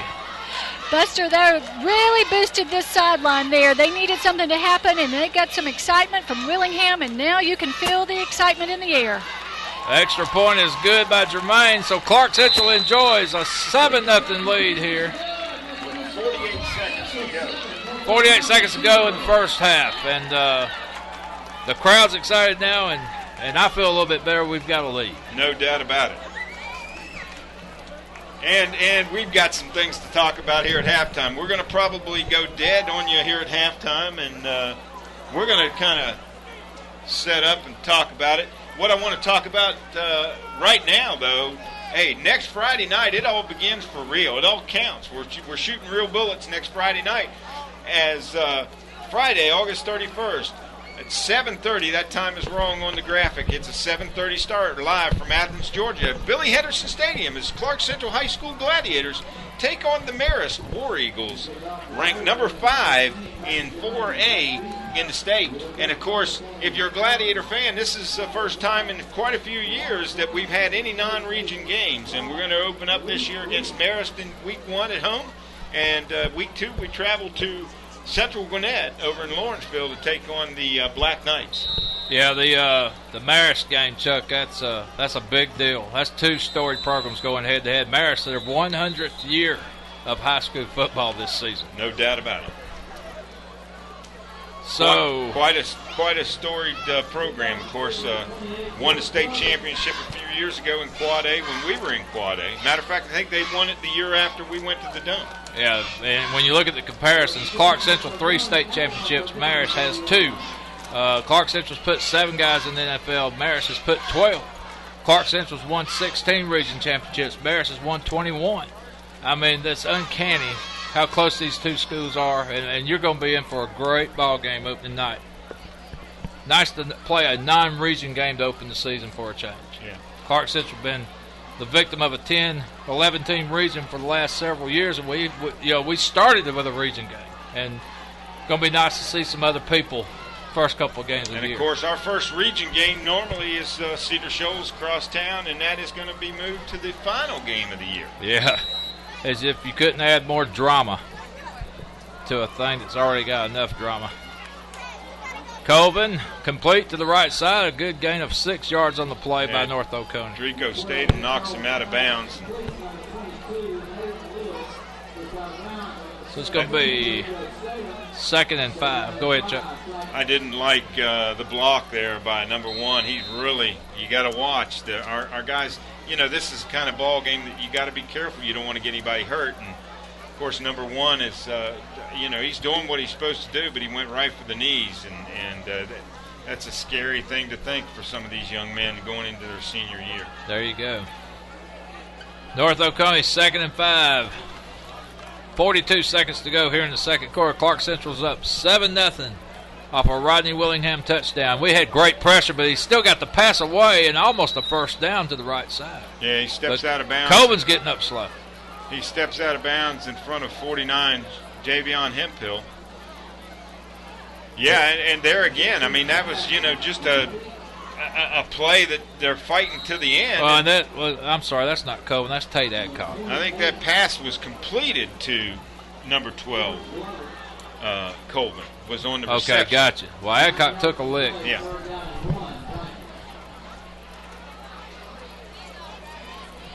And of course, that, the quarterback was holding on to it as long as he could to get the play completed. And the Clarke Central man, is going for the tackle. So 37 seconds to go, and North Oconee's inches away from a first down, but their enemy here is the clock. 37 seconds before the half, and referees blow it dead. I don't know if I think it was a delay of game. Wow, okay, gotcha. Well, the quarterback got hit, but he took his time getting off the field, and I guess that cost them some precious seconds here. And they're lining up trips to the left. Let's see if they come back out and do the same thing here. Well, North Oconee's going to take a timeout. So, Holly, you got anything down there on the sideline? Who you talking to down there? Buster, we've got several Georgia football players down here on the sidelines watching the game and kind of taking it in. I know they're getting ready for their first game next Saturday, so some of them are working here as interns this season, so they're coming out to support the Gladiators. Well, and we'll be supporting them as they take on Buffalo September 1st in their first game and try to repeat as SEC East champions and maybe this time get the whole enchilada, get the SEC title at the Georgia Dome. Some of the games next week that we're going to be watching around the area, of course, West Forsyth is taking on Gainesville. Northside Warner Robins is at Flowery Branch. Loganville is at Monroe. Appalachia is at Lanier. Northgate and Heritage. Rockdale and Salem. Hart County, Cedar Shoals, and Winderberry, Jackson County, and that's going to be the region games, our region foes who they're opening up with. Everybody opening up with somebody different. It's exciting, very exciting. Pass attempt, throws out of bounds, incomplete. Boy, I tell you what, number 33 for the Gladiators. That's Cedric Armstrong. He came off the ball and just put that tight end about 5 yards in the backfield. Yeah, Clarke's D's like they've been energized since they provided that first score for the offense, and they're playing with a little more intensity now. Kind of hate to see the half end right here. Seems like we're finally picking up our stride a little bit. Got a little bit of momentum going, of course. But so 4th and 5, North Oconee forced to punt with 32 seconds to go, and we might get to see a couple of deep pass attempts by Johnson here before the half ends. Of course, Willingham back deep for the Gladiators. Nice punt. It's going to be fair. Caught around the 35-yard line. Gladiators will have 65 yards to go in 25 seconds. I think that was Drico Statham back that time, on the punt. Drico Statham, he does it all, doesn't he? Yeah, he does. And he's staying in there, I think, on offense. He's going to be over on that left wideout. Drico Statham became the third all-time interception leader last year with 7 in a season. Trips to the right for the Gladiators. Done that as a junior. Payne in the backfield with Johnson. So Cameron's going to go shotgun. He looks to the left and throws quickly. We complete it, and it looks like Dowdy. No, not Dowdy. Statham. I'm sorry, Statham. Yep. I seen a 1, didn't see the 7. So Drico on the reception. Clarke Central on the timeout with 18 seconds to go. Ball is set down on the 43, so we picked up about 8. Knowing Coach Riles, that play was setting up something else coming right now. Well, we've seen it so many times, Chuck, that he'll just let Cameron rear back and throw one down the middle.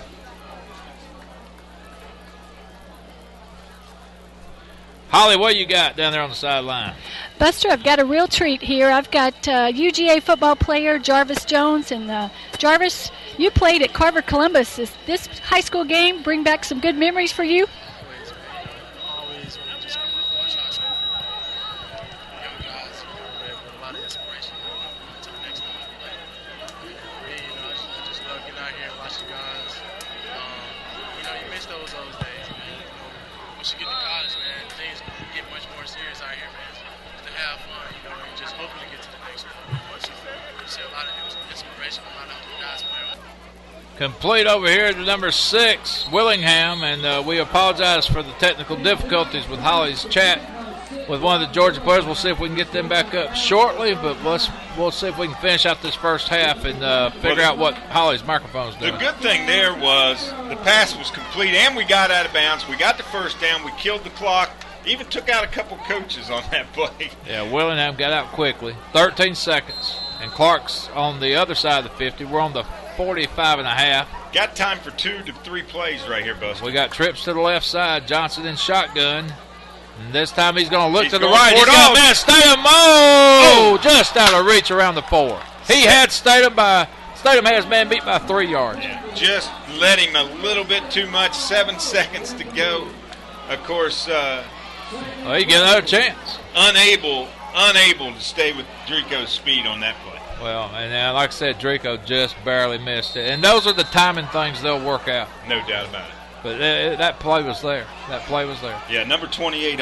He had all he could keep up with. Jordan Glover right there. He was struggling there. Trips to the left.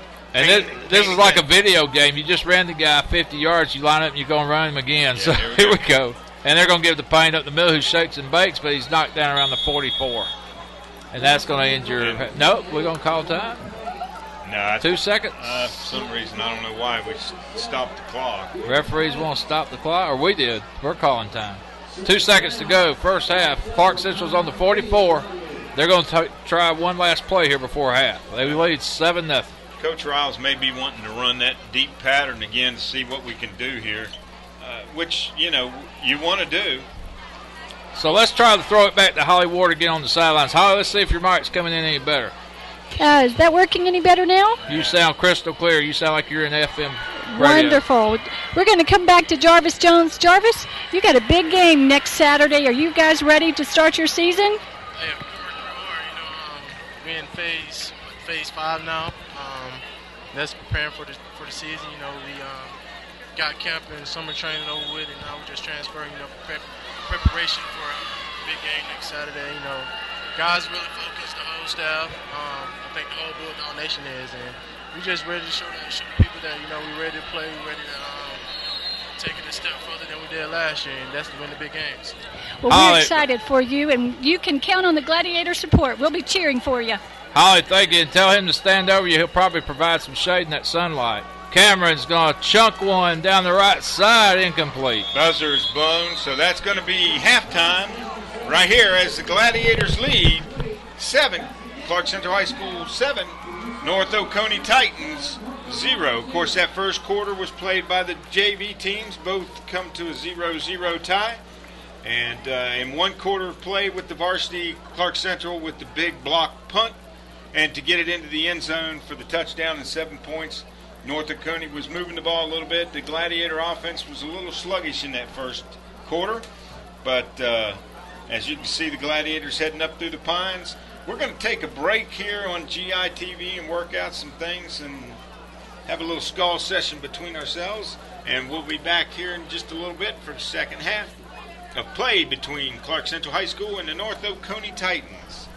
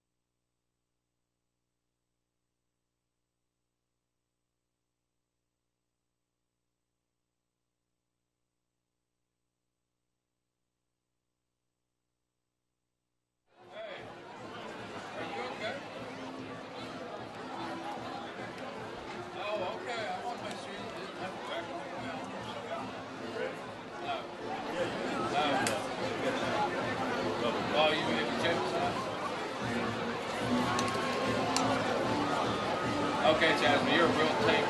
Because I was just fixing to announce how you weren't here when I was missing your stats, but I'm not going to give you no props now. I hope you burn it in hell. Oh, next time you do it. Okay, I'll talk to you later. I missed it. All right. It's going good. I'm telling you, you missed a lot of stuff. I mean, we got probably, we're only winning 7 now. But,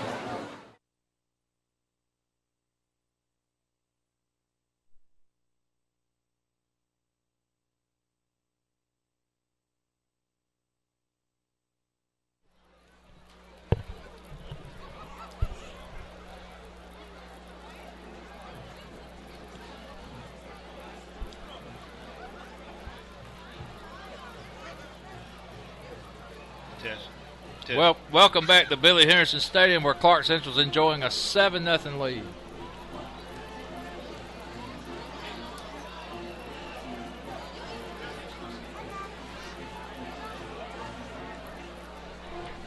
As my favorite announcer says, you are looking live at Billy Henderson Stadium right here at Clarke Central High School against Clarke Central High School Gladiators taking on the North Oconee Titans.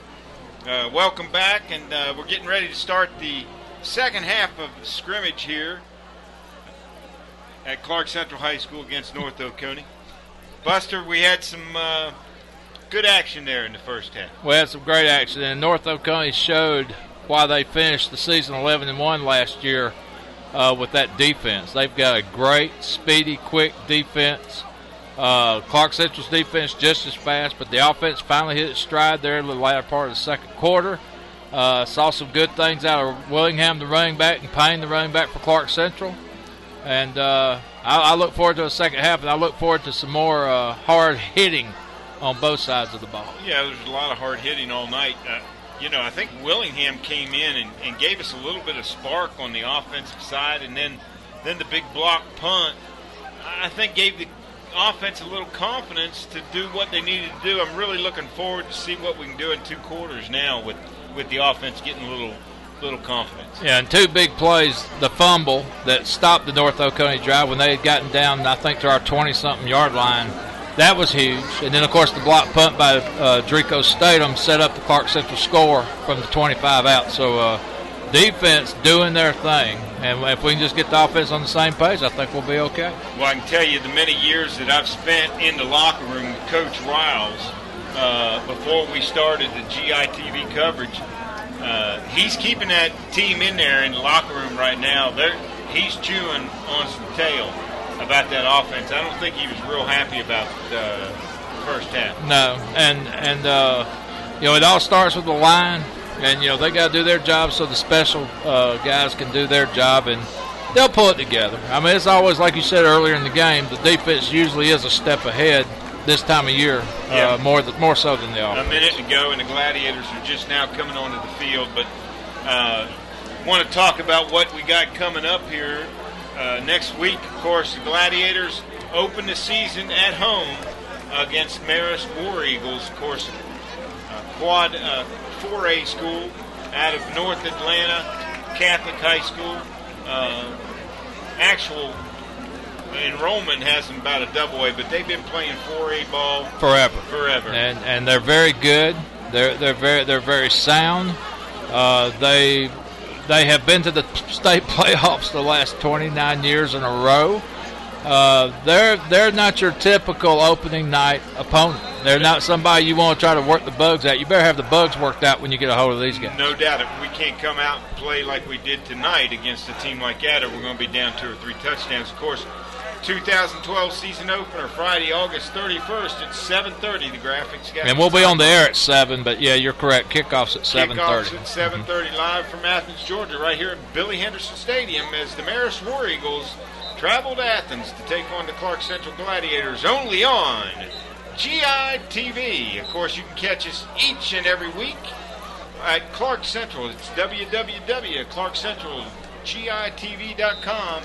Catch us each and every Friday to take on, as the Gladiators take on their foes home and away. And, of course, every Thursday night you'll be able to catch the C team or the B team in action. And, Buster, let's get into our region opens up next week. Yeah, there's also. a bunch of big games. Look at that second one there on the left. Yeah, Northside Warner Robins taking on Flowery Branch. That's number 2 in the state, taking on number 8 in the state. And boy, what a start! But you know, you got 2 and 8 there, and in our ball game, you got number 5 in 4A taking on number 11 in. Right, but the bigger thing with that Northside Flowery Branch game, somebody's going to lose, and that's going to hurt them in the polls. I mean, right off the bat. But hats off to both of the schools taking on each other that early. And of course, West Forsyth taking on number 9 Gainesville, and Northgate taking on Heritage, who's gotten some mention on some votes. They're also in the top 20. Rockdale County, crosstown rival, taking on Salem. Rockdale's moved up to 6A. Salem is still in our region. Of course, Hart County taking on Cedar Shoals, Loganville taking on Monroe, Purple Hurricanes, and Appalachia Wildcats taking on Lanier out of Gwinnett County, and of course Winder-Bearer taking on Jackson County. I mean, that's just a slate of great games to open up the season, and I mean, we'll be keeping in touch with those scores of those games just as much as we're going to be bringing you the Clarke Central Marist game. But yeah, football's here; it's in full gear. I can't wait for next Friday. And then, of course, the college season opens up the day after on Saturday. So that's right, with a 9 a.m. start with the Notre Dame Fighting Irish taking on the Navy from Dublin, Ireland. Yeah, right, a little too much gold in that game for me. That'll be hard to watch on the TV. It'll be a little hard on the eyes. Why don't we send it down to Holly and see what we got going on down on the sidelines, Buster? Holly, what you got? Chuck, I've got a special player down here with me on the sidelines walking around encouraging the players. This is Cornelius Washington. Cornelius is a University of Georgia football player, and he did an internship this summer here at Clarke Central and built a lot of relationships with these kids. And Cornelius played at Burke County High School. Cornelius, what's it like down here on the sidelines with these guys tonight? Kind of bring back memories, you know, of my high school days, going out battling with the guys. But it's just good to be out here, good to see the guys doing well so far, and just excited for how the rest of the game's going to go. Well, I'm, as you can see, in the midst of a lot of red and gold, and Cornelius, we appreciate your support, and you can guarantee these Gladiators will be supporting you next Saturday when. Okay, Holly, thank you very much for that sideline report. And Holly, tell Cornelius every time I go see my daughter-in-law and son-in-law down in Savannah, I always stop down there in Burke County and Waynesboro to eat at that Burger King. So, good place, Burke County. They are good people. And they had a good run last year, Burke County. All right, back deep for the Gladiators, number 28, Jelani Payne, and number 6, Rodney Willingham. Of course, the transfer from Cedar Shoals over the summer. Rodney's going to be a senior. Back deep kicking, I can't see that. Their numbers are hard. Yeah, they've got those kind of like those Tennessee Titan numbers. Can't really tell if it's a 6 or a 3 or an 8. So we'll just do our best. Kickoff by North Oconee. Short end over end kick going to be received around the 15-yard line. They'll blow it dead. So, Clarke Central on offense to start the second half. We enjoy a 7-0 lead. Well, the one thing I do like about Willingham, he's very sure-handed. I've seen him 2 or 3 times, and yeah, he's got some good. And everything else. So, you know, he looks good. Of course, they'll adjust the ball to the 30 to start. That was the rules that Coach Rouse and Coach Tully set up before this scrimmage started. And kind of unusual looking down there, Deshaun White wearing number 69. That brings back old memories of my son there. Okay. Nicholas, the coach on the coaching staff now at Clarke Central, as we hand off to the left side and pick up 4 on the play. Maxey on the carry. Number 8 in on the tackle for North Oconee. That's Xantavius Shields. Jelani Payne deep in the backfield for the Gladiators. Cameron Johnson under center.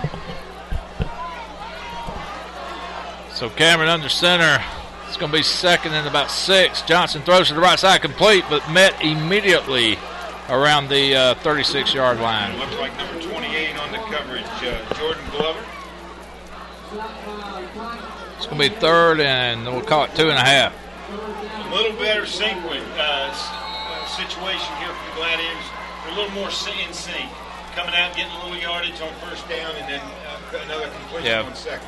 Yeah, the offensive line seems like they're playing a little bit more standoff type football now, and Cameron's kind of in step a little bit more than he was earlier. And we're going to fake a handoff to the left side. Cameron's got room to the right. He's going to throw and in and out of the hands. And I don't know if that was Drico or not. I don't think it was Drico, but number 20, was that Maxey? 35 downfield? I believe it was. 85, I'm sorry. Quavon Scott. Yeah, he had Maxey open there on that play. That was just a bad decision by that. Yeah, I think Cameron honestly should have just took it up and run. He could have got the first down pretty easy.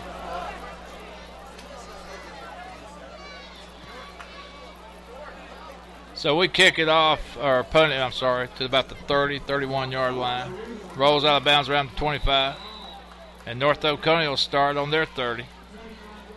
7-0 Gladiators lead. We were beneficiaries of a block punt by Drico Stab that put us in business on the North Oconee 25-yard line late in the first half. I've been very impressed with Jermaine. Max Jermaine, I'm not able to... And we're experiencing technical difficulties here, but I think we got our sound back now. Can you hear me now, Buzz? I can hear you. Okay. Yeah, I've been impressed with Max Jermaine tonight punting the ball. He's looked very good. North Oconee, they're going to do a little handoff up the middle, but I seen a Gladiator put a hat on him, number 20. Kayvon Williams. Kayvon Williams. Nice stick up the middle there. So Kayvon seeing some action at middle linebacker. Very impressed with that initial front line, that T.J. Ellison, sophomore, 5'10", 222. Of course, number 97, Allen Bam Bam Miller, a junior, 5'11", 237. And the big man, number 98, Damon Stovall, senior, 5'10", 300 pounds. Second, we'll call it 7. Titans. Look to the left side, complete to the right for a first down and maybe 2 or 3 more yards. Nice job by Colvin, the quarterback, on that pass. Yeah, Javon Hemphill and number 21 over there on the initial tackle, Waikee Watson. Of course,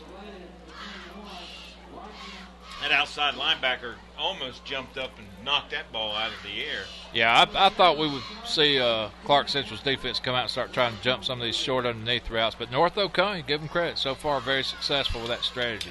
Didn't get anything there on that offensive play as he was met in the backfield by big Damon Stovall, Colvin, and of course Kayvon Williams coming in to help out there on the tackle. But boy, Damon Stovall has just been a man amongst boys out there tonight. Yeah, other than the 26-yard run earlier by Kayvon Bryant that was early in the second quarter, North Oconee not doing much on the ground here. Lost yardage on that play. Second, we'll call it 12. North Oconee sitting on the 36. And they bobble the snap, but they pick it up in time. And this time a nice run by the North Oconee Titan running back. And I'm going to try to get you a number. Number 1, was it Bryant? Was that number 1? Yeah, Bryant. Okay, Bryant. It just didn't look like number 1. I apologize. Driven out of bounds by number 21, Waikee Watson, and number 17, Drico State, and big yard, big gain there. That's the best run probably of the night for them. Well, I could have swore that was number 8, Zantravius Shields, but either way, it was a great run. North Oconee Colvin this time on the quarterback keeper, and he's going to sprint down the side. He may go. He's got 1 man to beat, and he's going to score. There you go. We're tied. Or 7-6, I'm sorry. He got around that corner and just was gone. Good speed there by Colvin. He outran our secondary, and that's hard to do. I'll tell you what, he just tucked it up and ran down the sidelines. I think Clarke Central thought he might be going out of bounds, but when he saw the pursuit lighten up, he just took off. No doubt. You gotta Great awareness. Got to play to the whistle. Great awareness by the quarterback, Colvin. North Oconee, they've within 1. It's 7-6. The extra point try. The kick is up. And the kick is no good. Wide So left. Clarke Central catches another break. And we enjoy a 1-point lead. And now we've got to tighten up the chin strap and realize these guys can play football. Well, Coach Self is really doing some chewing, and that's the thing. You got to play through the whistle, and I don't care if it's a scrimmage or inter-squad scrimmage or a scrimmage against another team, you got to play through the whistle. And we let up on that play and gave him the corner. And, with speed like they have, you just can't do that. Well, we saw their speed on defense several times tonight, but definitely the quarterback, he showed it off there. I mean, he turned them Jets on. Yeah, he sure did. Good-looking athlete. So the play was about, it was from the 36. Do your math, Chuck. 64-yard touchdown run? I guess that's what it was. No. 40 yards. They were on the 40, so a 60-yard touchdown run on the quarterback keeper by Coven. Great run. Or was it our 40? That's sorry. Right. I'm for okay, my bad. 40-yard run by Coven makes it 7-6. Well, actually, I think it was a 36. Might have been a 46. We'll get you straight. We don't have a statistician up there. Yeah, Chaz Crumpton taking the night off. He's sitting up there in Commerce with that brand new baby girl, Layla Crumpton. It's been a joy. Back deep, Jelani Payne and Rodney Willingham, and kicks to Willingham. He takes fair catch at the 15, 16-yard line. Of course, we'll start the ball again at our own 30, and we got to get this offense get the movement again. 7-6 our score. North Oconee has answered our late first down touchdown with a touchdown of their own. So Clarke Central will start 1st and 10 on the 30.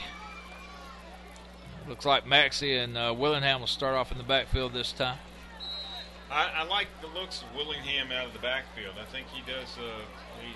He gets a little spurt there for us. Well, it just suit me to run Willingham from 20 to 20 and run Payne inside the 20 to the goal line. I think that'd be a good 1-2. Here goes Willingham, and initially started with a burst but got met head on at the line for no gain. Line of scrimmage right there at 96, Garrett Maddox. And number 50 also on the tackle, that's Braden Maxey. 8:36 to go. Third quarter action. Clarke Central picks up a yard on the play. It'll be 2nd and 9. Gain of 1. But you got to do that to keep them honest. Of course, this offensive line is working hard to get a little better.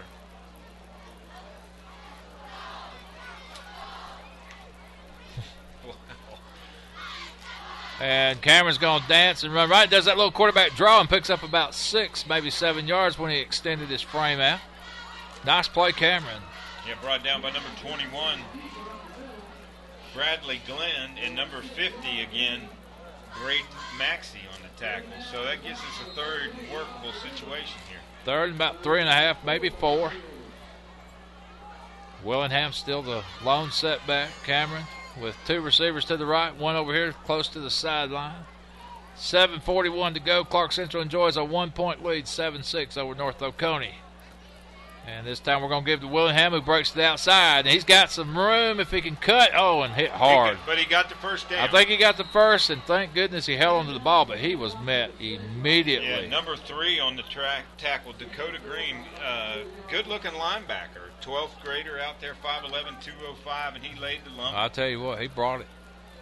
But you saw Willingham get around that corner and made a move. I mean, he could have got hit a lot sooner, but made a move to get the extra yards. Well, and he didn't shy away from the lick that he knew he was going to get either. No doubt about it. Neither one of them, Payne or him, either one will shy away. Johnson on the line. We're on the 40. 1st and 10, Gladiators. And we're going to give to Willingham again. Got a nice hole around left side, and he picked up about 2.5, maybe 3 before he's driven back. And that's a little better job right there. We were getting a little bit of push from that offensive line on that play. Number 40, of course, on the tackle, Noah Myers. And, of course, Dakota Green also in there. But we got a little bit of push in there, and we got 2 or 3 yards on the game. 7-6 our score, 6:30 to go, third quarter action. I'll take that on first down instead of that. Well, yeah, that first half we couldn't gain a yard to save our lives. Second, caught 7.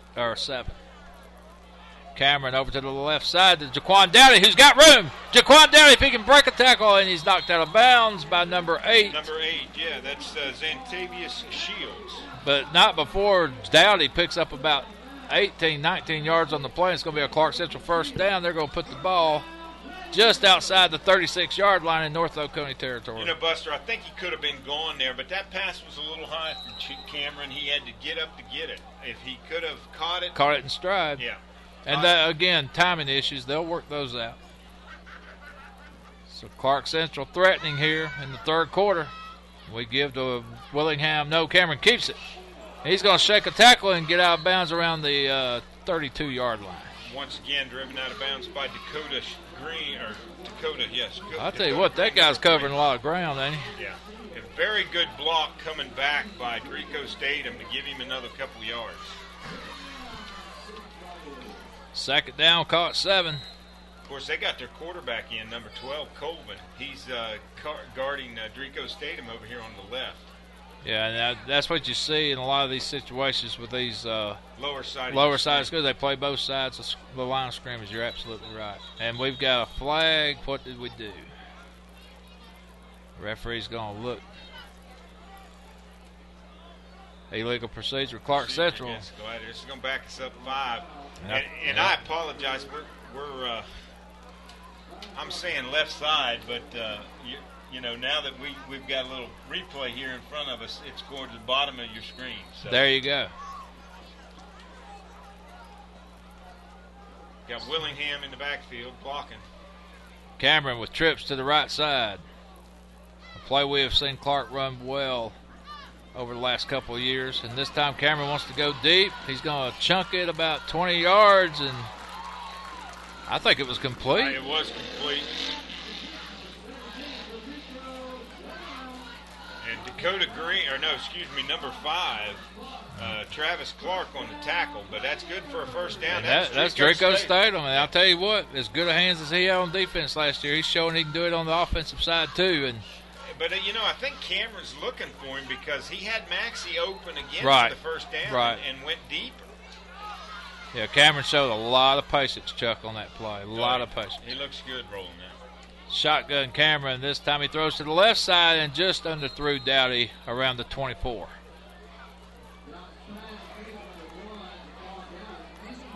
I'll make it 2nd and 10. Gladiators 7-6 our score. 5:35 to go. Third quarter action here in this 2012 scrimmage. As we are just a week and 1 day away from opening night, which will be here at Billy Harrison Stadium. Clarke Central entertains Marist. And, I mean, just a exciting first game matchup between those two storied programs. Johnson shotgun, and this time gives to Willingham, and Willingham got gobbled up in the backfield. Shook a tackler, but he's knocked for a 2-yard loss. Anderson Carter made a good play on that in the backfield, and Cameron probably should have kept it in that instance and went ahead and handed it off. Number 61 for North Oconee, Cameron Atkins, in on the play. And I'm very impressed with North Oconee's defense. Very quick, much like our own. Very fast, great pursuit to the ball. They don't give up a big play that often. Cameron shotgun. It's been all Cameron and Willingham this drive. Cameron this time throws it. Man down the middle, complete. Drico Statham, touchdown, Gladiators. So Cameron, with the patience and the poise, waited for Drico to drift open, caught him down the middle in stride, and Drico did the rest from 10 yards out, took on a couple of tacklers and busted it for pay dirt. And Clarke Central now is up 13-6. That drive right there reminded me a little bit of last year. Of course, let me talk about Max Germain on for the extra point. And we struggled there. Snaps a little high, gets it down, and the kick is up. And is good. So with 4:46 left in the third quarter, your score, North Oconee Titans 6, Clarke Central High School Gladiators 14. Let's cut it down to Holly on the sideline. Hey, Chuck, we've got Athletic Director John Ward here tonight, and Coach Ward, it's a pretty good fan support tonight. Are you excited to see everyone coming out? Yes, it's a great night, both for North Oconee High School and Clarke Central High School. Great weather, great atmosphere to get the season started. as far as the athletic department, this will give us a little funding up front to get the 2012-2013 athletic year underway. Well, as you know, football pays for everything else in the sports arena here at Clarke Central, so it's good to see some income coming in. Exactly, and it's great to see. We have a lot of our students here, as does North Oconee, and hopefully this is a good sign for both schools for the upcoming season. Coach Ward, this is the first time these two teams have played each other, so what brought you two together? We both were looking for a team to play in the preseason. A lot of our kids know each other, growing up playing recreational ball together, so it was a perfect fit, and we'll go there next year, and I look for another great scrimmage next year. Wonderful. That's here on the sidelines with Athletic Director John Ward. And all right, thank you, Holly. And we missed the kickoff, but we wanted to go ahead and stay with Holly and Coach Ward, of course, Dr. John Ward. Yeah, the creator of GITV there, for all you folks who want to know where the vision came from, that was the man right there, the man with the plan. We knew the kickoff was going to be returned to the 30-yard line to start play, so we wanted to get that interview in and thank Holly again for her sideline reporting. So North Oconee trails by 8, and we're sitting at the 4:44 mark here in the third quarter. I'd like to see the defense on this series. Shut them down. Get a shutdown here and get the ball back quickly. Maybe we can do something here. Well, I guarantee you they've got a newfound respect for Colvin's speed at quarterback. This time they do a little end-around thing, and they got room. First down, and maybe 3-4 yards after the play, after the first down was made, and North Oconee churns out another first down, and they're finding something on the ends, Chuck. Yeah, but in that play, we were using a little bit of trickery there to get what they could. Of course, the return by number 26, J.J. Jarrett, 21, Waikite Watson did a good job of reading it. And, of course, the DB Israel on that side came back to make the tackle, but yeah, gave up too much. The line of scrimmage has got to keep their eyes up and see where the play's going, where the ball's going. You can see that set up, though, with that receiver. I would jump. 3 guys in red jerseys went across the line and told the North Oconee guys they're doing a good job blocking them tonight. And they'll get 5 yards assessed on the play. So it'll be 1st and 5, and that's about the 3rd, 4th time tonight North Oconee's had a 1st and 5. Yeah, so the ball. We can't make those kind of mistakes next week against the team No. with Mariscal. No. 1st and 5 balls just shy of the 50. And nice run here. There's Bryant. He's got a little bit of room. Can he get to the corner? He runs out of bounds. Yeah, Draco chased him. Draco stayed him, just a little tap there, but Bryant decided to go out of bounds. But that's going to be good for another North Oconee first down. Yeah, 2 plays, 2 first downs. North Oconee trying to answer the Clarke Central score. You know, this is another thing we talked about a lot last year. You get the momentum started, and you go in for a score. You can't let another team answer like this. No, and it's one of them things. You got to play with that momentum. It's a big thing in football. One play can turn the whole thing on a dime. Colvin, shotgun, and he's going to fake to the right, roll left. He's got a little pressure. There's a flag on the play. He had a man who he missed around the 17-yard line, but let's see what the flag is. Holding against North Oconee, but Waikite Watson was back there on the coverage in Draco Stadium, but he was open. He had found a seam in between the Gladiators, so Gladiators are lucky on that play. So it'll make it 1st, and will that be 15 or 20? Well, how many on the penalty? That's going to be a 10 yards from the spot of the foul. So 1st and 20. Looks like the flag's on the line of scrimmage. Well, there's 2 flags down there. One's on the line of scrimmage. Well, they just picked up the 1 2 yards. So it's going to be 10-yard penalty. It's going to be 2nd or 1st and 20.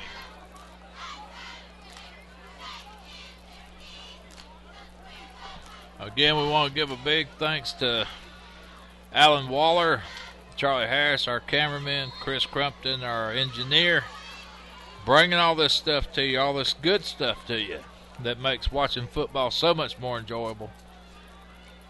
North Oconee 1st and 20. They're going to give to Bryant a little wedge right there, like an old-fashioned running formation that picks up maybe 3. Clarke Central good pursuit on the left side. Yeah, 33,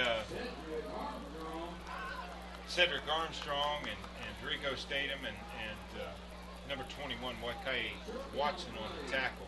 But yeah, they line up with 3 backs in that backfield, and they quick snapped it straight to Bryant. Yeah, something they tried earlier in the game that turned out to be a disaster inside their own 10. But something they look like they want to implement with Bryant in the backfield, this little wildcat thing. Coben spins, turns to his left, throws complete across the 35-yard line for a North Oconee gain of, let's give them 8, 9, maybe 10 yards on the play. Israel on the tackle, number 5 for the Gladiators. So 2:54 to go, third quarter. North Oconee finds themselves, I guess, third and about 9.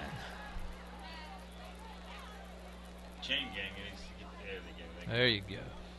They're Third learning and tonight, too. Everybody's trying to get the cobwebs shaken off of them in time for next week when Marist comes to town. And Chuck, that's just a huge game. Big game. Yeah, it's a big momentum starter for the first year. There's Colvin on the keeper. Boy, I tell you what, elusive and fast. I mean, that's the kind of guy you want at quarterback. Yeah, that's going to be good for a first down. Ellison coming into the ballgame, number 51, number 4, Cavante Bug, 94 going out. 2:23 to go. We're still in the third quarter, and after a very fast first half, it just seems like we've gotten to a snail's pace here in the third quarter. 14-6, Clarke Central leads North Oconee, but North Oconee's, they got a man jump. Yeah, man jump. So that'll back them up. Slow their momentum down a little bit. North Oconee trying to point at the Gladiators, but, you can move laterally as long as you do not cross that plane. And our guys were moving to the left on a stunt, and the North Oconee boy just took off. Just jumped. Time to go. So it's going to be 1st and 15. Okay, North Oconee's going to stretch out the field a little bit. Receivers to both sides. They've got 2 men in the backfield. Coben's looking to his safety valve, number 22, and drop number 22, Hayden Lewis, the intended receiver. Well, that's a good thing because there was a bunch of Gladiators around it, but there's also a flag on the play. It's going to be holding against the North Oconee Titans, and of course that flag's back 5 yards beyond the line of scrimmage. So if that's going to be where the penalties occur. Well, they were seriously knocking on the door inside the 25 just 2 plays ago. Now they possibly could be backed up all the way to the 40. And they're going to place it right inside the 40, call it 39.5-yard line, and it'll be at least a positive thing for North Oconee, a first down. So you got 4 tries to go, 20, 25 yards here.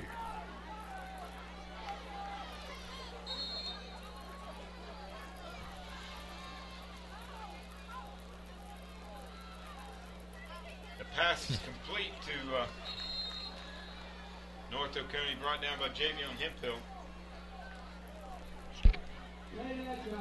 So we hear there's people in South Carolina enjoying this broadcast, and we want to say hello to you people and thank you for posting that you're liking the Gladiator broadcast here on GI TV. Yeah, of course you can check us out and like us on Facebook at Gladiator Internet TV, and of course check us out each and every Friday night right here at Clarke Central, GITV.com.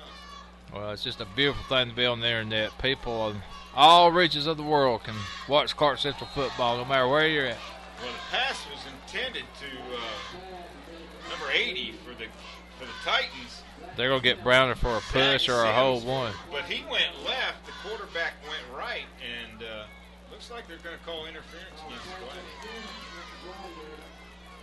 Now, will that just be a spot foul? Will that be an automatic first down? Or? Well, I think it's going to be a 15-yard penalty, so it's going to bring up second and about 3 or 4. Wow. Now they're inside the 20. They're seriously knocking on the door. 14-6 to score. North Oconee with a big break here. Pass interference call. Puts them inside the 20. Now it's going to be automatic first down, Chuck. About time for a turnover again. So 1st and 10 inside the 20, and that puts a new wrinkle in it. Colvin, all receivers, by himself in the backfield. He's looking to the right. He's going to lob it to the end zone, just out of the reach of the receiver. That ball was 10 yards out of bounds. Yeah, that one wasn't even close. But he was there. Israel back on the coverage for the Gladiators, and Drico Browner. 1:16 to go, 3rd quarter. North Oconee inside the 20. Of course, both teams are looking at all different types of things tonight, so this is not one of those games you want to win. I mean, you want to win the ball game, but you want to make sure you don't get anybody hurt, and you want to make sure you're looking at everything you want to see. Right. The main goal here is to run some plays, get some new faces, and stay healthy for your first game. Colvin, he's going to get gobbled up by Stovall. Good blitz there by the Gladiators. Of course, Stovall and Hemphill in there on the rush. Miller. And, of course, they're using Colvin in that sense. They're sending him out. And, I don't know that I agree with that play. I don't think you want to take the ball out of his hands. Right.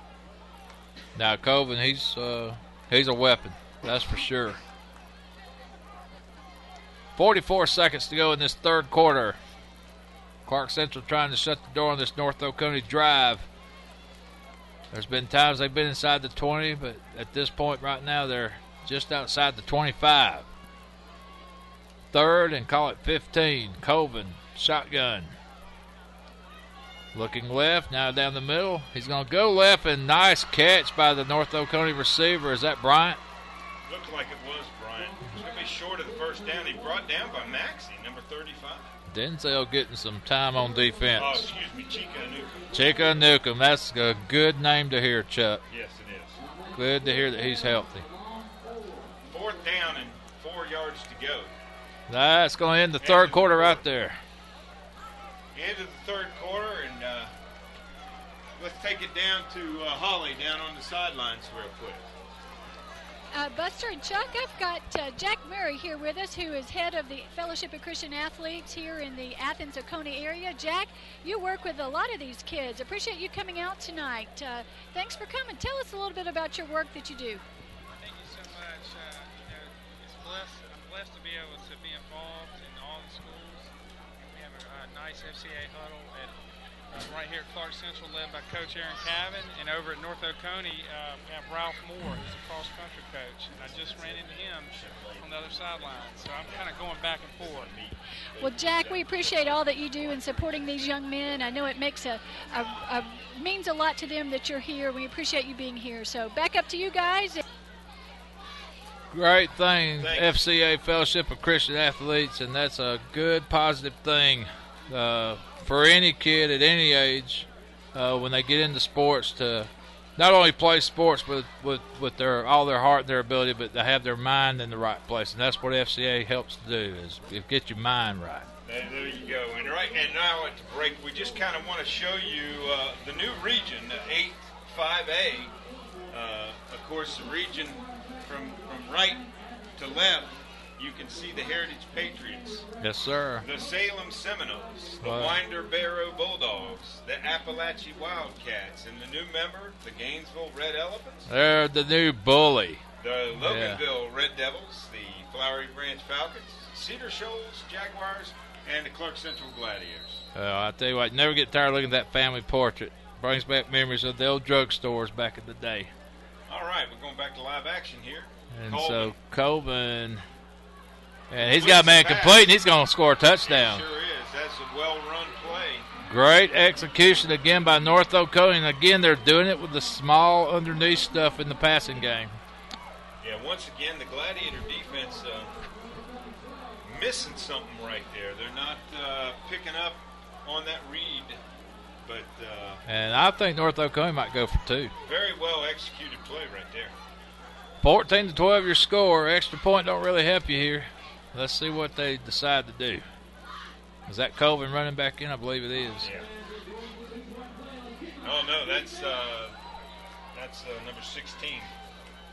So that's Adcock. There you go. It might be lining Colvin up at a receiver spot. Let's see. Yep. 14-12 our score, 11:53 to go in the game. And North Oconee's going to try to tie this game up. Colvin's down here to your bottom side of your screen in the slot. Coming across. And that's exactly He's got pressure. And I think we tipped it away, did we? Sure did. Yes, sir. Broken good pursuit and good coverage. Broken up by number 5, Jamel Israel on the play. So the Gladiators do give up a touchdown, but once again they stop them on the extra point. So with 11:53 left in the fourth quarter, your score, North Oconee Titans 12 and Clarke Central High School Gladiators 14.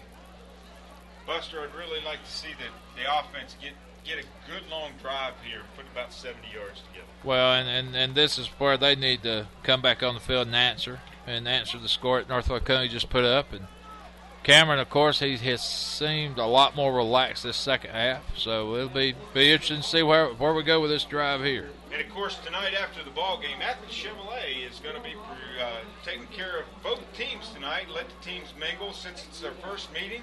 Athens Chevrolet's brought down a few cars and going to be offering some drinks and some snacks for each ball club down here in the end zone. There you see some of the beautiful cars that Athens Chevrolet brought here to the game for people to look and enjoy, and they'll have a tent down there, like you said, Chuck, and our big corporate sponsor, Athens Chevrolet. They do so many fine things, not only for these two teams tonight, but for the GITV service as well. And they got one of those Chevy Volts down there, that electric car. One of them things you just plug up. How about that? That's great.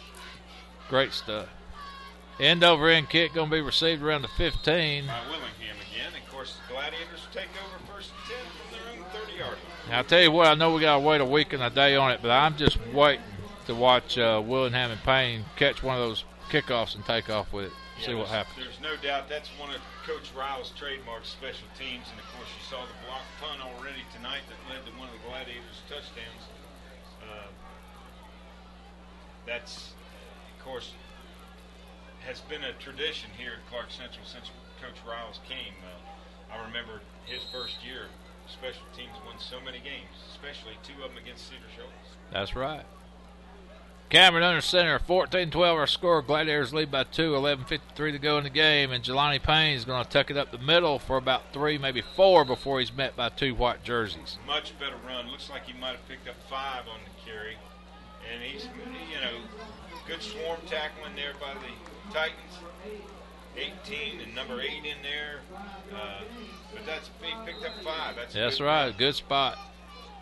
First, that's probably one of the better first downs we've had. Yeah, one of the few positive first down plays we've had this season. And Jelani lines up deep. Yeah, he does. He wants to get that burst going. 2nd and 5. He wants to get that head of steam going when he hits that line. Cameron with 2 receivers, 1 to the left, 1 to the right. He gives some instructions to Payne. Now he talks to his line. He's going to put Denzel Maxey in motion. And we're going to give the Payne to the left side. Got a hole. And he breaks it off for a first down and maybe 2 more. First down, Gladiators on the 43. Much better on the ground, getting a little grind going, getting that offensive line to explode off the ball, picking up 7 yards right there. Let's talk about that line, Chuck. You got Tucker Crumpton. You got number 71, Chris Jones. The center, Deshaun White, Sean Hess, and they're doing a great job up there right now. Number 58, Sean Hess. Great job opening up the holes. Offensive line doing their job. And of course, number 78, Demario Price. That was the big name I was missing. And they didn't know if he was going to play tonight or not. He was a little bit banged up from last Friday's scrimmage, but good to see him out there. Cameron fakes left, rolls right. He's got a man wide open. Oh, did he make the catch almost? Couldn't hold on. He had it momentarily, but just could not pull it in, and he's upset with himself. Yeah, had him turned himself a little sideways. He got injured maybe on the play. Well, he landed kind of funny. 85.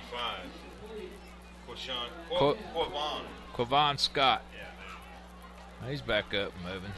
I think he got himself turned the wrong way and couldn't make that catch. Well, it would have been a great one if he had pulled it in. He was in there, twisted, turning, and almost made a circus catch there, but couldn't quite pull it in. That ball was a little high, too, I thought. Mm-hmm.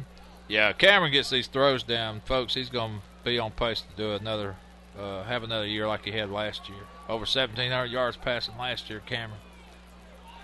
Everybody- Jelani Payne up the middle with a good surge. Another 6-7 yard run by Payne. Yeah, if not 8, but they're going to give him 7 on it, looks like. And, the offense starting to open up some holes, Chuck. Number 8 on the tackle, Xantavius Shields for North Oconee. Yeah, 3rd and 3 is a much better situation. 9:54 to go. The clock's running. Clarke Central enjoys a 2-point lead, 14-12. We're in the I formation. Johnson under center. He drops back. He wants to throw. Complete to the 45. First down. Jaquan Dowdy on the catch. And of course, he was met immediately by number 38. I'll tell you what, Dowdy and Stathem's done a great job catching the ball tonight. Yeah, and that's all you need out of that play. Just get the first down. Right. Just get another four downs to take another stab at the end zone. And that was a bang play. I mean, he was getting tackled as he caught it, so just holding on is the thing there. Cameron gives to Payne again, and Payne could not shake the tackle this time. He's dragged down about a yard behind the line. You know, Alex Bryant is also getting a lot of work off that offensive line tonight, number 70. I'll tell you what, Chuck, I got to see him in the weight room a couple of days ago. That guy's huge. He is a big guy. Well, he's a senior. Yeah, well, he has put his work in, put his time in. He is a big dude. Dwarfed me by a good 2 or 3 inches. And I thought I was tall, but he's a big guy. Payne the lone setback. Denzel Maxey in motion. Cameron fakes the handoff to the left, rolls to the right. And he wants to hit Maxey on the run and does. And it's a first down again for the Gladiators. That's going to be good. Yeah, of course, for the Clarke Central first down. And once again, number 8 on the tackle. Xantavius Shields on the tackle. But not after the Gladiators get a big first down. That's a big play. When they stumped Jelani on first down, that's a big play right there. The different thing about this drive, for the first time this season, Clarke Central picking up yardage in chunks now. Yes. Once again, we talked about getting that answering the score. Yeah, you're exactly right. That's what they're doing. We're on the 35. Cameron, he wants for the home run. He's got it. Dowdy, complete. Did they give it to him? They're going to mark him down the 1. 1 yard line. Wow, what an effort by Dowdy to try to get in the end zone. Well, you know, he had to go down to make that catch and then to keep his feet and turned. I thought he was in the end zone, but they didn't give it to him. A heck of an effort. Great job by Cameron to find Dowdy breaking loose down the middle. And Cameron's going to sneak it in, touchdown. Touchdown, Gladiators. Well, that's the whistle blew. I don't think we were set. Wow, and look, Riles is mad about something. We were not set. Coach Riles is all the way out. He is hollering about something. But the officials did not call it. But I don't, you know, they put Ward in, Baylor Ward, number 32, and he was trying to count players, thought we had too many. I think we had too many. I don't think we were set. No, they backed us up 3 yards? No, they gave us the touchdown, and we're going to okay. Okay. Or extra points, excuse me. So Max Maine, number 13, going on for the extra point. So a touchdown by Clarke Central makes it 20-12, but I tell you, Riles he's still wanting an explanation about something. Upset.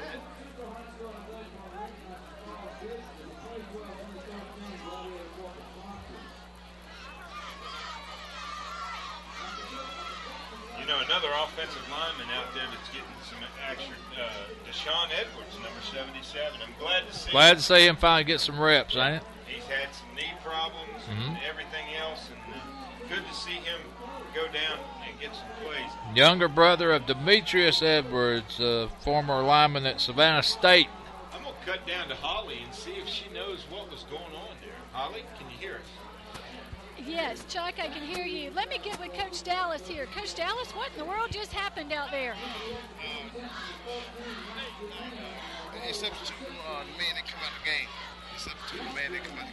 So, but it doesn't look like the referees called that. He didn't call it as a touchdown. It counted as a touchdown. Okay. He didn't call it. Gotcha. He didn't call it. It was on us, but he didn't Nicole. All right. Okay, so personnel issues. That's what's got riled up. Is the personnel substitutions. Okay, so the extra point is up and is good. Jermaine is 3 for 3 tonight. But, yeah, just like we thought we saw, we had too many men on the field. Right.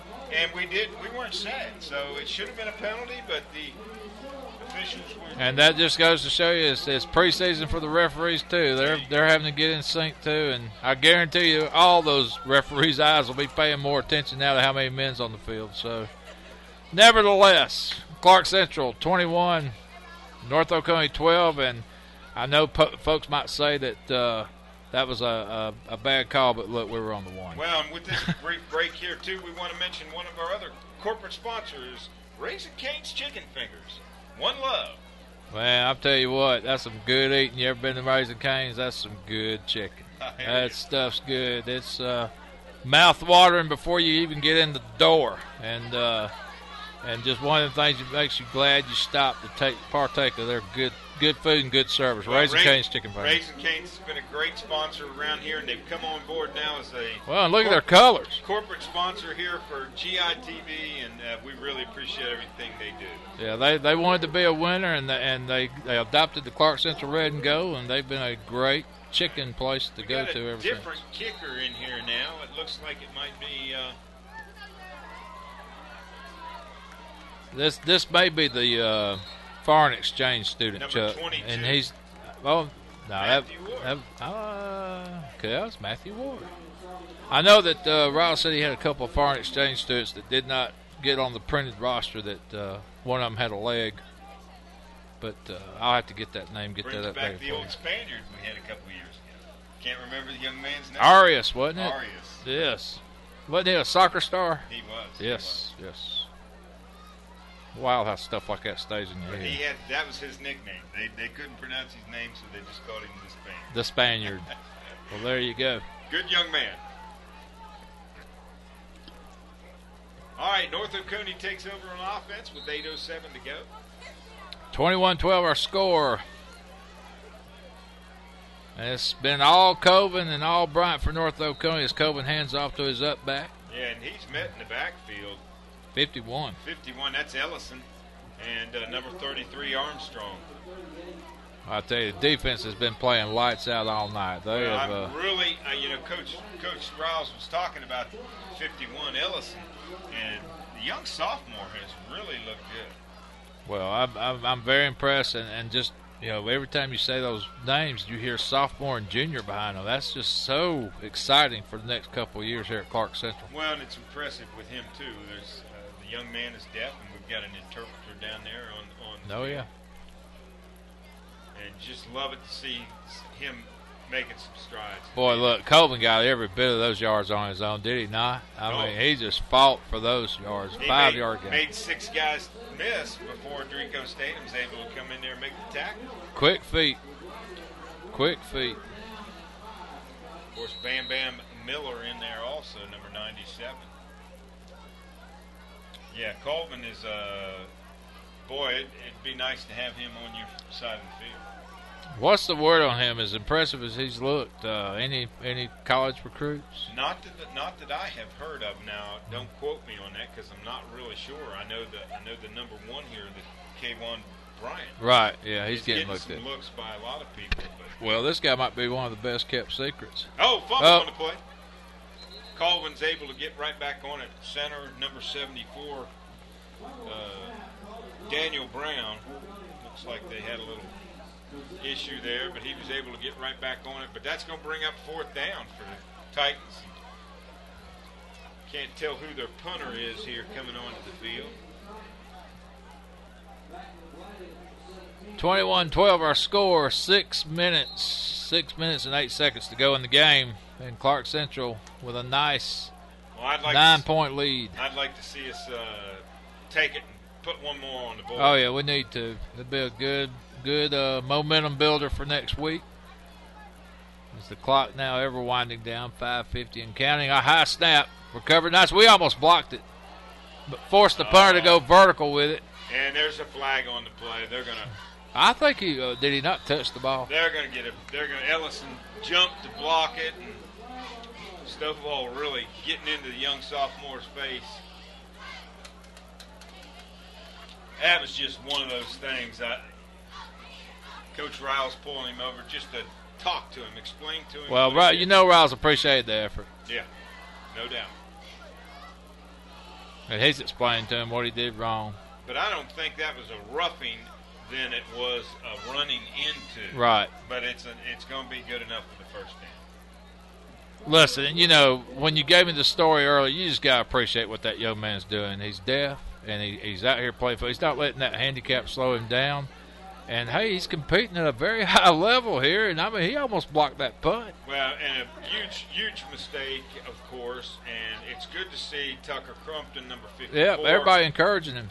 You know, putting his arm around him. Right. Saying, look, hang in there, buddy. That's it. It's not the end of the world hey, here. Stuff's going to happen. Scrimmage game. Learn from it. Don't make that mistake again.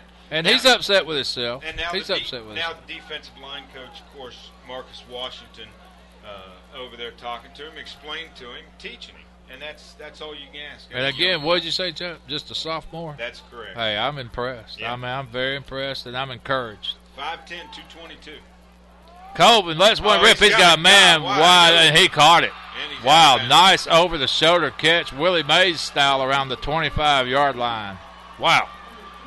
Number 28 for North Oconee, that's Jordan Glover.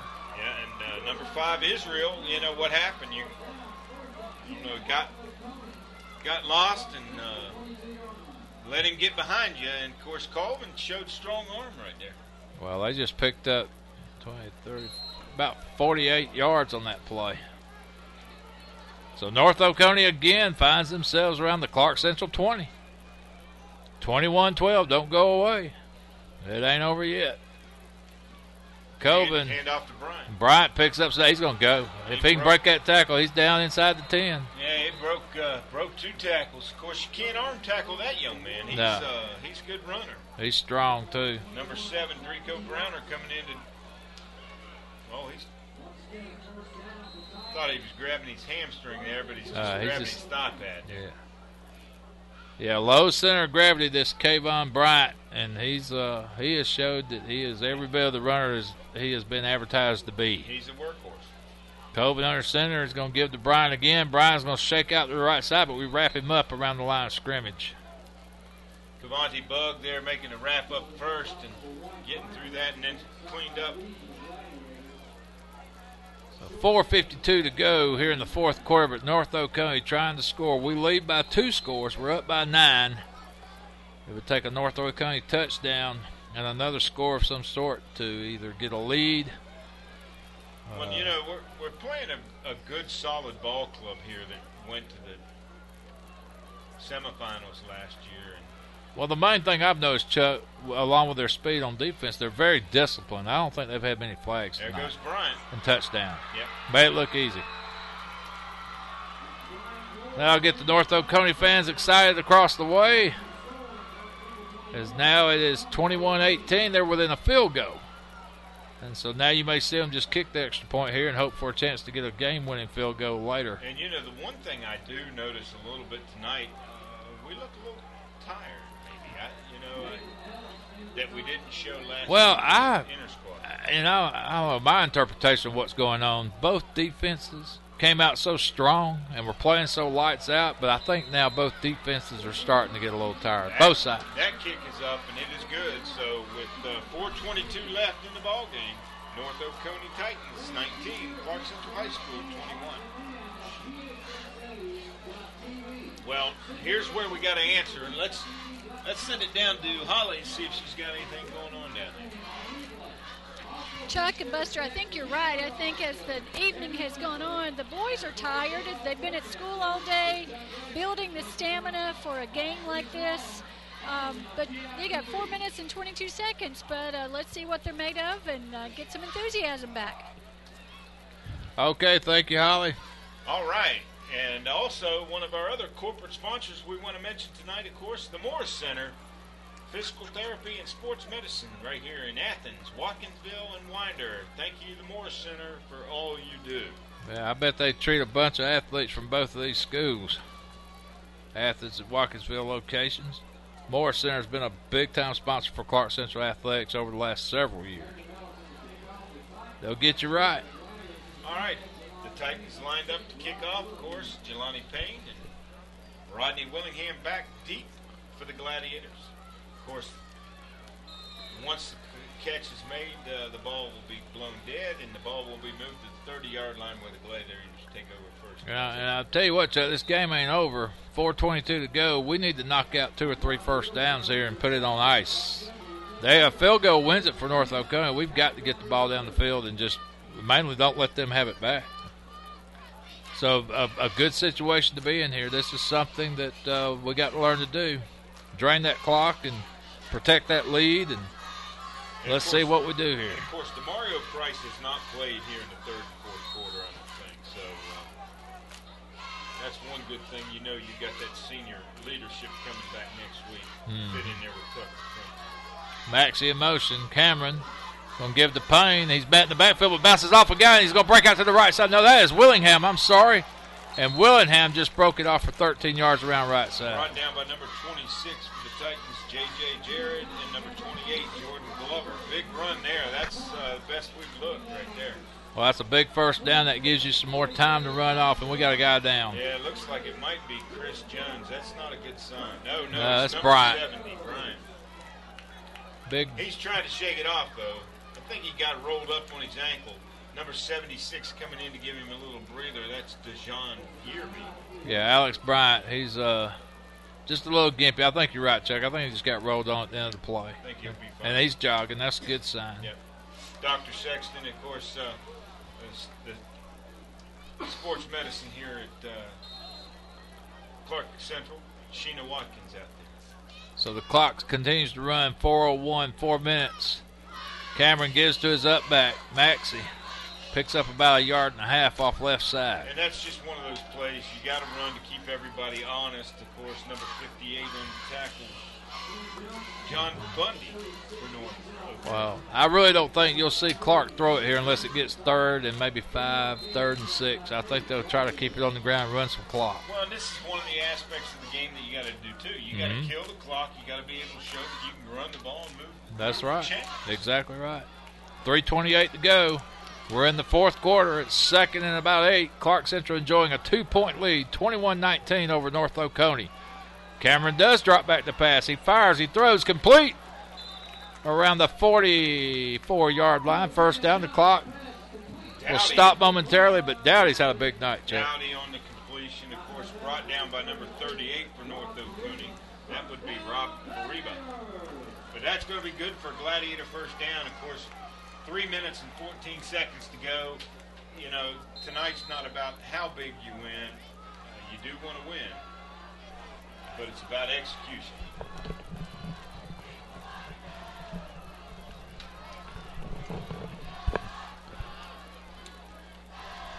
So 1st and 10 Gladiators. They're on the 45. They give to Willingham, and he squirts off the left side for maybe 6, 7 yards. You got to love that spurt. 7 yards on first down. You know, that's just a big run. 58. Having to come back downfield, John Bundy off that. I mean, you know, you're blowing that defensive line 7 yards off the ball, and he's making the tackle, of course. You got to like that from the offensive line. And Zantravius Shields also in on the tackle. Cameron Johnson 2nd and 3. He's shouting out instructions to the right side. And we're going to give to Willingham again. Willingham, a nice little spin move, and he picks it up another 7, 8 yards for a first down off left side. Just a really good run. Number 18 in on the tackle for North Oconee. That would be J.L. Banks. But, yeah, he spun and got everything out of that play that he could get. Well, it's a big first down, and the clock winds down close to the 2-minute mark now, so Clarke Central in business. If they can protect this ball, maybe knock out one more first down, it might be on ice. I'd still like to see us get it in the end zone here. I mean, you're trying to get a drive at the end of a ball game, and this is what you're simulating right here. 1:47, 1:46 to go in the game. Cameron gives to his up back, Maxey. Maxey ricochets off 2, 3, 4 white shirts before he's dragged down around the 22-yard line. Number 7, 8-yard gain right there, and brought down once again by number 58 for the Titans, John Bundy.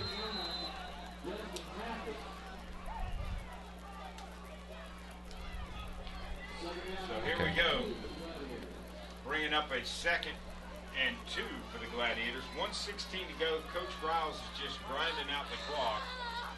He's probably not going to score. He's just going to probably run the clock. Cameron Johnson under center, 1:06 to go. Drops back. He eludes a couple of North Oconee Titan rushers, and now he's going to tuck it up the middle, and he's down to the 10, to the 6, before he's finally, I don't guess knocked down, but finally slides down. Yeah, I'd like to see that. I don't like him taking a shot. He just kind of dove between a couple North Oconee players. Number 5, Travis Clarke, got everything he could get out of it, didn't take a shot. So 53 seconds here to go in the game. Clarke Central's inside the 10 on about the 6 with 49 seconds and counting. And is that Baylor Ward at the fullback position now? They gave Maxie a little breather. Might just see him take the play clock all the way down and give the Ward up the middle here. Cameron with Maxie in motion. Maxie's also in the ballgame. And they give to Willingham, and he wants the end zone and finds it. Touchdown, Clarke Central. Nice drive, nice end of the game drive, and Chuck, the momentum that brings. Really impressive drive. Didn't have to throw the ball a whole lot. Your quarterback kept it, showed a little bit of motion out of himself, got a little elusiveness, was able to stretch things out and pick up some big yards on the play. Well, no mistakes that drive, no penalties. The offensive line opened up some holes, and hey, that's the way you want to finish, with a statement. On for the kick. The kick is up. And I don't think that one's good. Missed that one. First miss of the night. Yeah, so he goes 3 for 4 tonight. But all in all, really impressive drive. Able to throw a few passes in there, but we mostly kept it on the ground and got some yards. Some big first down plays, getting 7, 8 yards on the carry. Well, that was the key. They kept moving the chains. And then they busted a big play with Willingham and Cameron, and Willingham again, I think his 2nd touchdown of the evening. After that touchdown, let's take it down to Holly and see what she's got going on this side. Holly Ward, take it over, Holly. Yes, I've got Dr. Sexton here, who's our team doctor. Dr. Sexton, this evening, folks staying hydrated. You're taking good care of us? As little as possible here. I think Alex just had some cramping going on. That's right. Yeah, but he's okay. I think he went back in, so he's doing okay. Perfect. We really appreciate you've been a big supporter of Gladiator football. We really appreciate that over the years. You're welcome. Back to you guys. Well, another nice interview by Holly. Just another one of our tricks of the trade where we're bringing you live reports from the sideline, and hoping you're enjoying this broadcast here on GITV as we kick the ball off, and it's fielded on the 5 by the North Oconee Titan receiver with 28 seconds to go. Clarke Central leading 28-19. 27-19. Our 4th and final sponsor tonight. We really can't do anything without them. They do so much for Clarke Central. Bulldog Signs, right here from Athens, Georgia. Bulldog Signs does so much right here around Clarke Central High School, and Buster, they do a good job. They're good people. Real good people. The kind of people I'd let in my household any day of the week. I hear you. Yeah. All right, so the Gladiators go back out on defense with 28 seconds to go, and we'll wrap this thing up. And I look for Culver to probably sling it a couple of times here. Of course, right after the game, Athens Chevrolet is going to be taking care of each team in the inaugural game here between North Oconee and Clarke Central. Interception. Picked off by number 28, Jelani Payne. Wow. So I think we're going to get to see our favorite play there, Buster. Maybe the victory. Well, I'll tell you what, it was a hard-fought win here in this scrimmage, and Clarke Central earned every bit of this. Valiant effort by the North Oconee Titans. They didn't shy away from the from the challenge here tonight. They stuck good with our Gladiators for all 4 quarters, and I think both teams have a lot of positives coming this season. Hey, Clarke Central's got the win on the scoreboard, but this North Oconee team has nothing to be ashamed of. No, sir. They played very well against Clarke Central. They could have easily won this game. And they show that they are a team to be reckoned with in their region. So the clock's winding down. I tell you what, good sportsmanship going on out there. Both teams shaking hands and slapping each other on the helmet, and that's just respect. Final score here from Billy Henderson Stadium: Clarke Central 27, North Oconee 19. We're going to let the teams meet each other. We're going to try to give you a little coverage of the Athens Chevrolet promotion with the 2 teams after the game, sharing some treats. And we want to remind everybody, next Friday night, 7:30, right here at Billy Henderson Stadium, Clarke Central High School takes on Marist War Eagles right here at Billy Henderson Stadium. Please join us next week, and I'm going to turn it over to Buster, and as they're going to bring you a little bit of coverage here yet from the sidelines.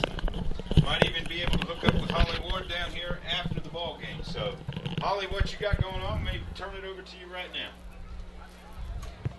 Guys, it looks like the fellas are shaking hands here at the Gladiator C, and the coaches are talking and enjoying some conversations. Let me grab Coach Riles. Coach Riles, I know your guys are going over to have some Gatorade at the Athens Chevrolet section here. What are your thoughts on your game this evening? The good thing is it gives us something to work on, and we got a lot of stuff to work on. So, but we came out and competed a little bit, and you know, when it's good, it's bad. When it's bad, it's good. So we'll look at the film tomorrow and try to get a little better every day. Well, Coach Riles, I know you've been telling them to work harder, and hopefully tonight will give that exclamation point to your point. I hope so, because it'll be on film, won't it? They will see everything they did. So thanks, Coach, and good luck this week with practice. Thank you, Al. And try to find you another interview if you can, and I'm going to head down to the field for the Athens Chevrolet tailgate here at the end of the ball game, and Buster will be right back in a few moments. Okay, you guys got it. Hey.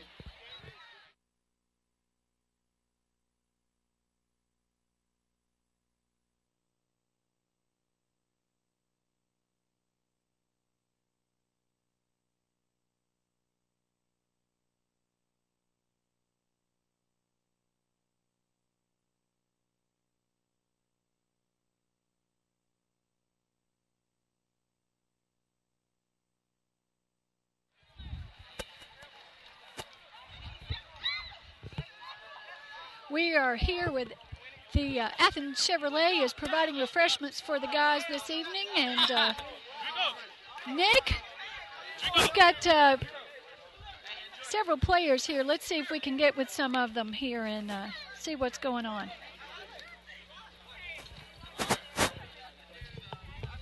Jaquan, you just finished a big game this evening. Tell us how it felt to be out there tonight. It felt great. It felt real great. With it, y'all got a few kinks to work out, I think. Yeah, but we're gonna be ready. We're gonna be ready. This week you can get refocused and ready for Marist that you'll be facing next week. We will be ready. With it. Well, good luck and a good game this evening. So Holly, bringing you some interviews from down there on the field as the players are gathering around and collecting some. I guess Athens Chevrolet's giving them some drinks and some treats down there at their service tent.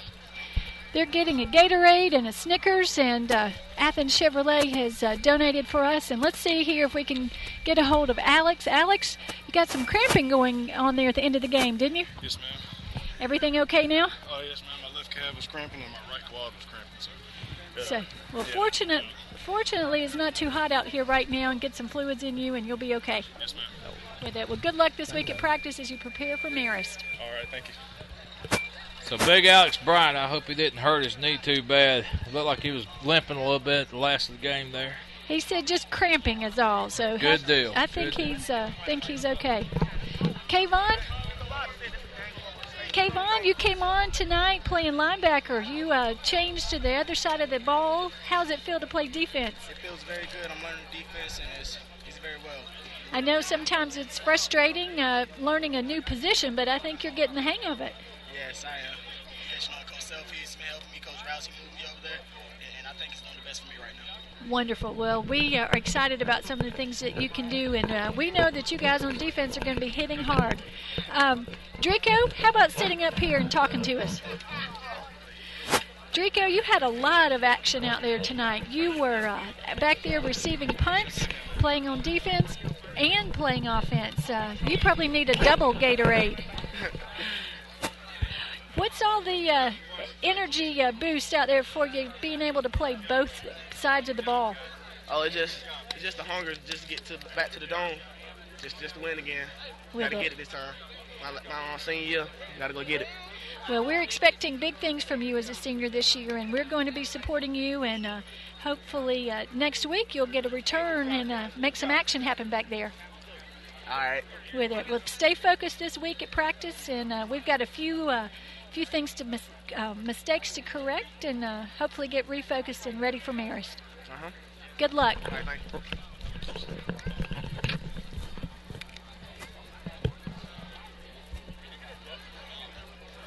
Buster, I think the guys are pretty tired. Fortunately, have my son here I get to talk to. This is Baylor Ward. Baylor, pretty hot out there this evening, wasn't it? It was hot, but we used to it from practice and everything. With it, so y'all were acclimated to it pretty well with it. Well, hope you guys had some fun out there. Yes, Mom. Holly, we're trying to find you on the camera. Where are you at down there? I'm kind of right in the midst. Let me see here if I can get with Coach Self. I'm right here, if you can see the white shirts. Yeah, I see. We're shooting over there around the goalpost. Come back further, closer to the tent. To the tent. Okay, we got you. We're zooming in now. Gotcha. All right. I got Talk to Coach Self. Tell him he's live on the World Wide Web. All right, Coach Self. Buster Crumpton's wanting you to know that you are live on the World Wide Web. You want to talk about your defense tonight, what you saw? Well, we made some good plays early on. Played well. We had some confidence early. And I told them, they're at halftime. These guys are starting North Oconee. They have some really good athletes, especially at the quarterback position, running back position. We got to go out there. We got to squash their confidence, because right now it's 7-0 going into halftime. And they feel that they can compete with the 5A team, so they're going to come out ready to play us in the second half. We got to stop that. And they got a couple big plays on us, and our momentum, and we got a lot of work to do. With it. Well, Coach Self, there's one thing that I hear over and over again from these ball players when I talk to them is, Coach Self teaches me. Coach Self has me prepared. They believe in you, and they would run through a brick wall for you. So whatever you're doing, it's really making a difference in their lives. So it's obvious you're a really good teacher. They speak highly of you. And what's your secret? Well, I have a passion for the game, and the most important thing, I have a passion for kids. I love being around young people, and I love this game. When you have that together, it makes a perfect match. Well, it definitely is obvious in the way they're coached and the way they play for you. And so it's a lot of fun to watch. And I know you're going to be busy this week. Yes, very busy. Marist is a tough team. And, tonight was a learning lesson for us. And I think it's going to open our guys' eyes and say, hey, we got a long way to go and a lot of work to get done before we play Marist. With it.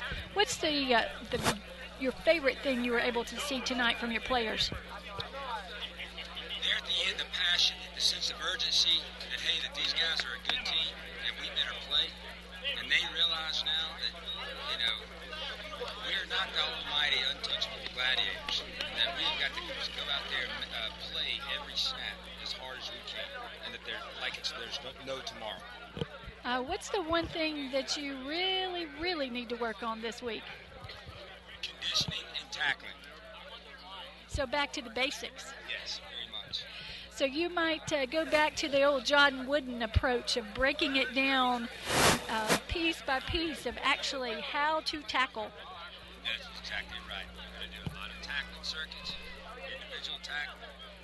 We're going to hit and hit and hit. With it. Well, good luck this week, and I hope y'all have a great practice. We'll be looking forward to the defense. I know Clarke Central has a history that defense is always strong, and we really appreciate the work that you put into this and also the time that you put into it, and I appreciate what you do for the kids because it really makes a big difference. Thanks a lot, Coach. Well, thank you. With it.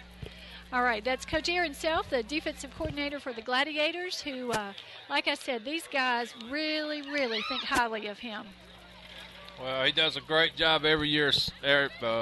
Coach Self does getting that defense ready, and you cannot say enough about the Clarke Central defenses he's produced over the last few years, for sure. Well, I'm going to pass over my mic here to Chuck Wegman. He might find a few folks from North Oconee he might like to speak with. Yeah, of course, I'm here with Greg Cole, the owner of Athens Chevrolet. Of course, his daughter goes to North Oconee, and Greg, this has been a good opportunity here tonight for us, and Athens Chevrolet to be able to be here, the inaugural game meeting between North Oconee and Clarke Central. We're really excited to be here. Just talked with Coach Riles, and I think both teams look pretty good, and I think they're going to have a good season on both fronts. There's no doubt North Oconee has got a fabulous ball club. They showed a lot of things tonight. That number one, Kayvon Bryant is a good-looking running back, and of course Colvin at quarterback. He's a heck of an athlete. Is indeed. We're excited to have these two schools playing. North Oconee's not been around that long, but and they certainly play in different classes. But it was fun to have two local Athens area schools playing each other. No doubt about it. And that was Greg Cole, the owner of Athens Chevrolet. And Athens Chevrolet is a proud sponsor of North Oconee High School and Clarke Central High School. And we're glad to be here tonight to provide drinks and snacks for both teams, let them talk a little bit, intermingle. And it's been a wonderful night here at Clarke Central High School, Billy Henderson Stadium. I'm going to turn it back over, Buster, to Holly Ward. Hey, good job, guys.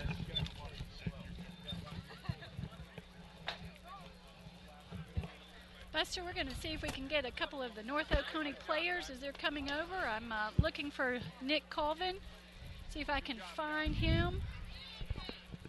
It's a sea of white jerseys. Help me out if you see him walking across the field.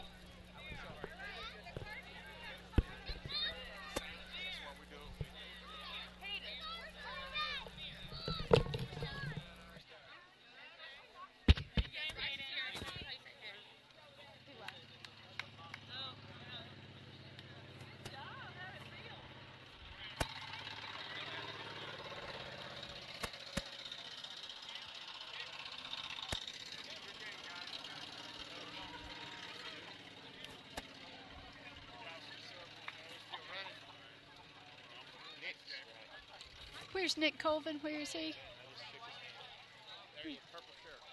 There we go. I found him. Buster, are you with me still?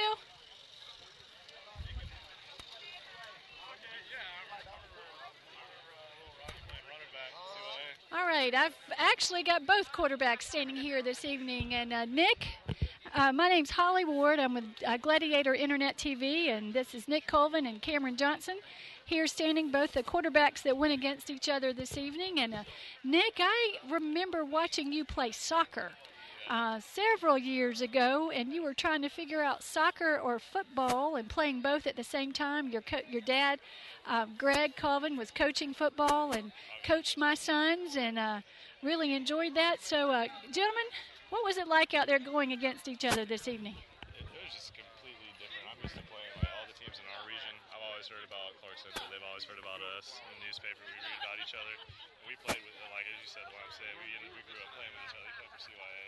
I played for OCYFL, or the YMCA too. So we just grew up playing each other. So it was really cool, kind of growing up and then going head to head. So. Being able to play against each other.